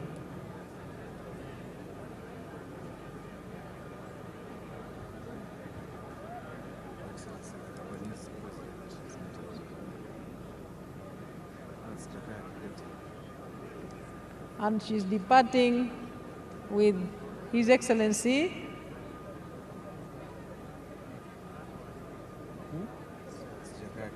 Jakaya Kikwete, the former President of the Republic of Tanzania.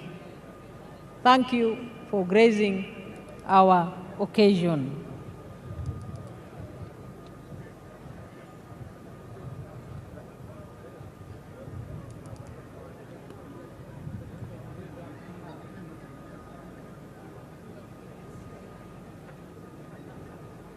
Next to depart is His Excellency Brice Clotaire Oligui Nguema, President of the Gabonese Republic.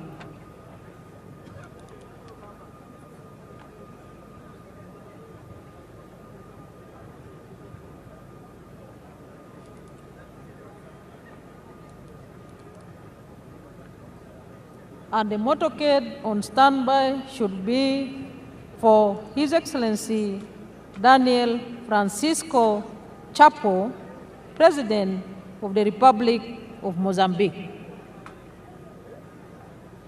Her Excellency the President of Tanzania has departed. On the stage is a motorcade of His Excellency Brice Clotaire Oligui Nguema, President of the Gabonese Republic.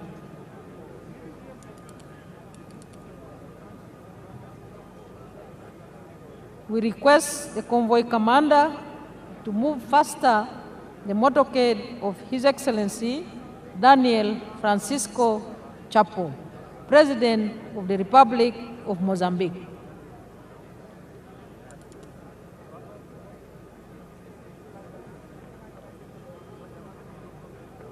His Excellency Brice Clotaire Oligui Nguema is departing the stage, President of the Gabonese Republic.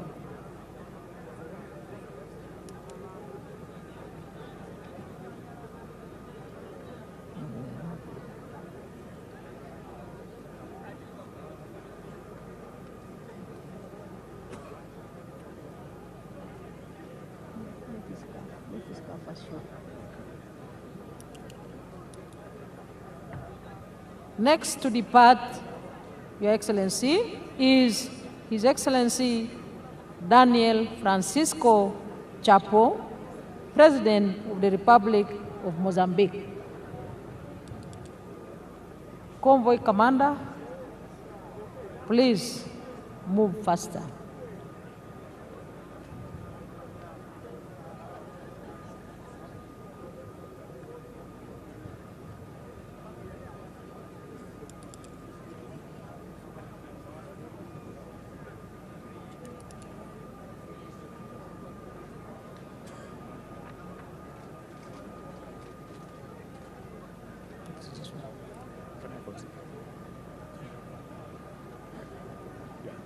And the next motorcade is for His Excellency Tarehe Atske Selassie, President of the Federal Democratic Republic of Ethiopia. Now departing is His Excellency Daniel Francisco Chapo, President of the Republic of Mozambique. Thank you, Your Excellency, for your time.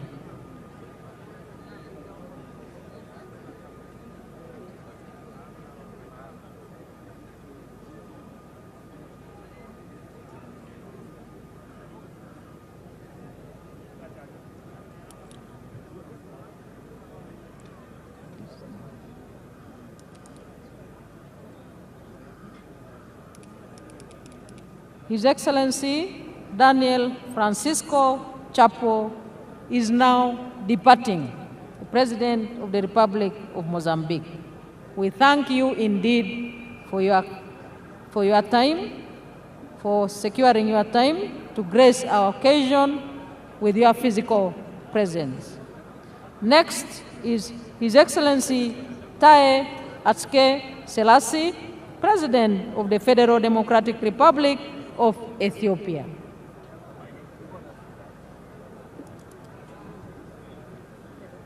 Venezuela. The president not have those are the heads of state. About the former heads of state.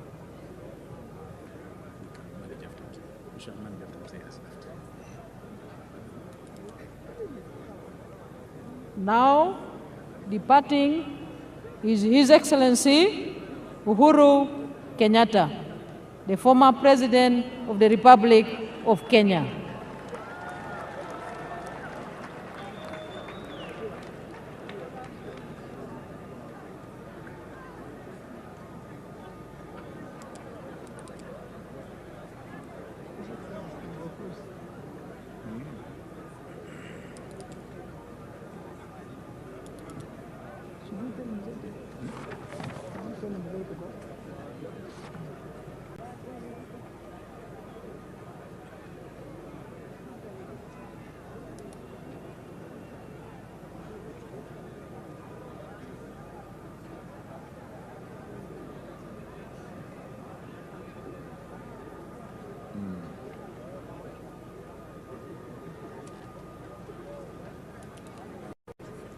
And His Excellency Olusegun Obasanjo, the former President of the Federal Republic of Nigeria.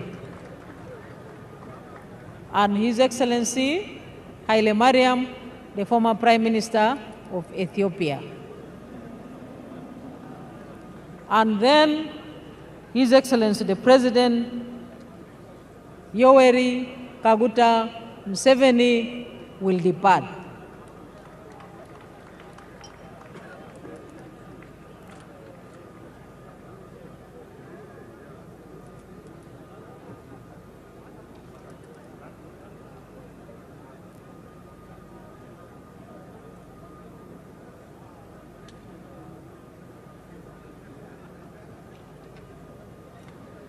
Them to arrange the following convoys in the meantime.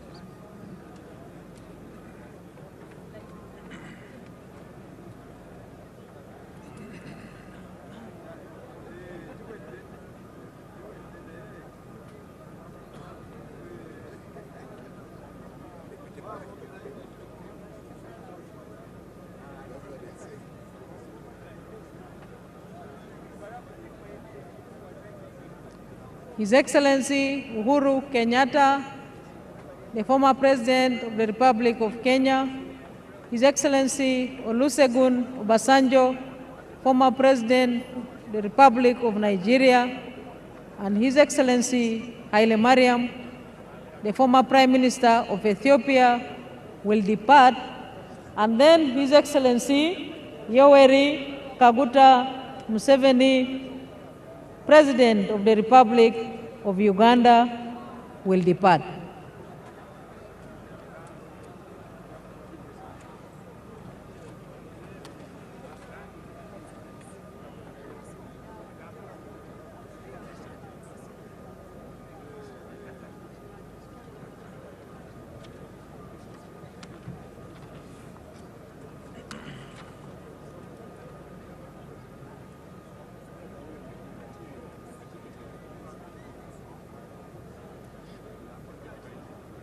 We thank you for your time, your patience, and we indeed thank you for the brotherly relations between our countries.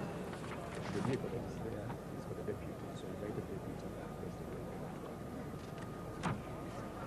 made a mistake.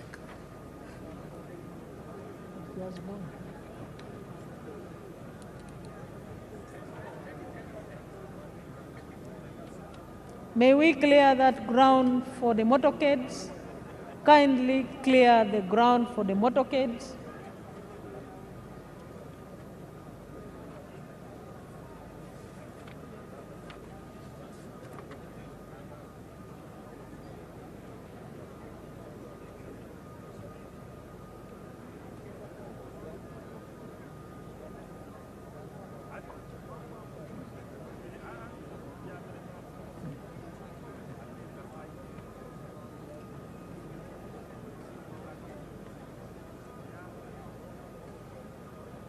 His Excellency Olusegun Obasanjo, former President of the Federal Republic of Nigeria, His Excellency Uhuru Kenyatta, former President of the Republic of Kenya, and His Excellency Haile Mariam, the former Prime Minister of Ethiopia, will now depart, and then His Excellency General Yoweri Kaguta Museveni will depart. We shall continue announcing the order in which other remaining heads of delegations will depart.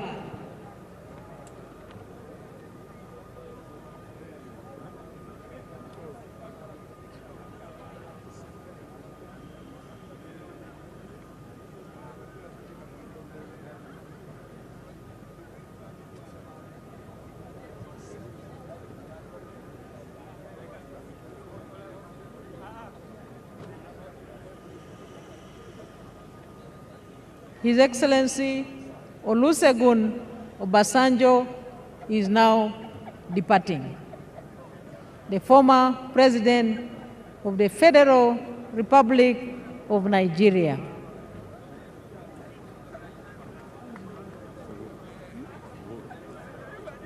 And next is His Excellency Uhuru Kenyatta, the former President of the Republic of Kenya.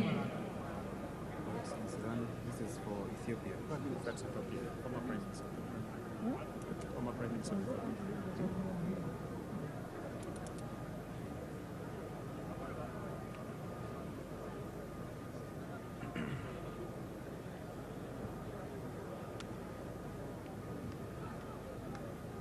His Excellency Uhuru Kenyatta is now departing. Prime Minister, Ethiopia. Former Prime Minister, Ethiopia. And next is His Excellency Haile Mariam, the former Prime Minister of the Federal Republic of Ethiopia.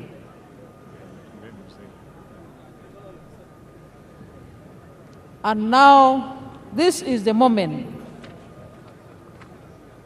His Excellency Yoweri Kaguta Museveni will depart.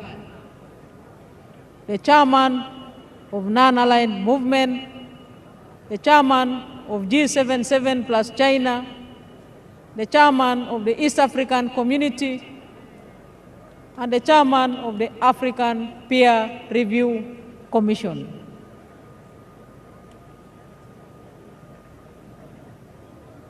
On the stage is a motorcade of His Excellency General Yoweri Kaguta Museveni, newly inaugurated President of the Republic of Uganda.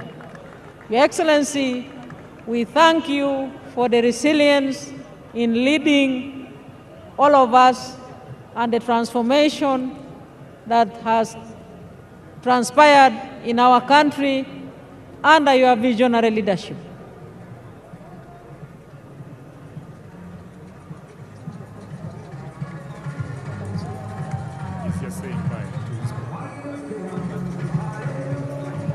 I request all of us to remain calm remain composed in your seats. We still have high delegates remaining in the VVIP tent, and we shall request the convoy commanders to release their motorcades in the order which I'm going to announce. First, for His Excellency, Professor Kithure Kindiki, Deputy President of the Republic of Kenya.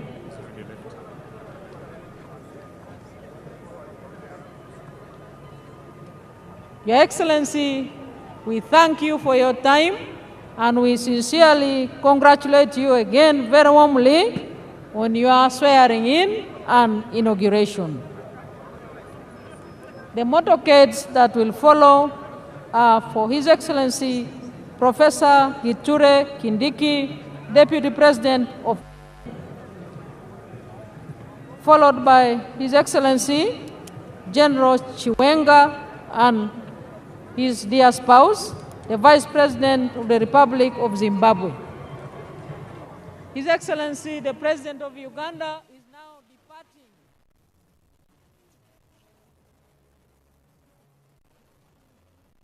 Good afternoon and welcome to the ceremony that has just ended of the inauguration of the President of the country.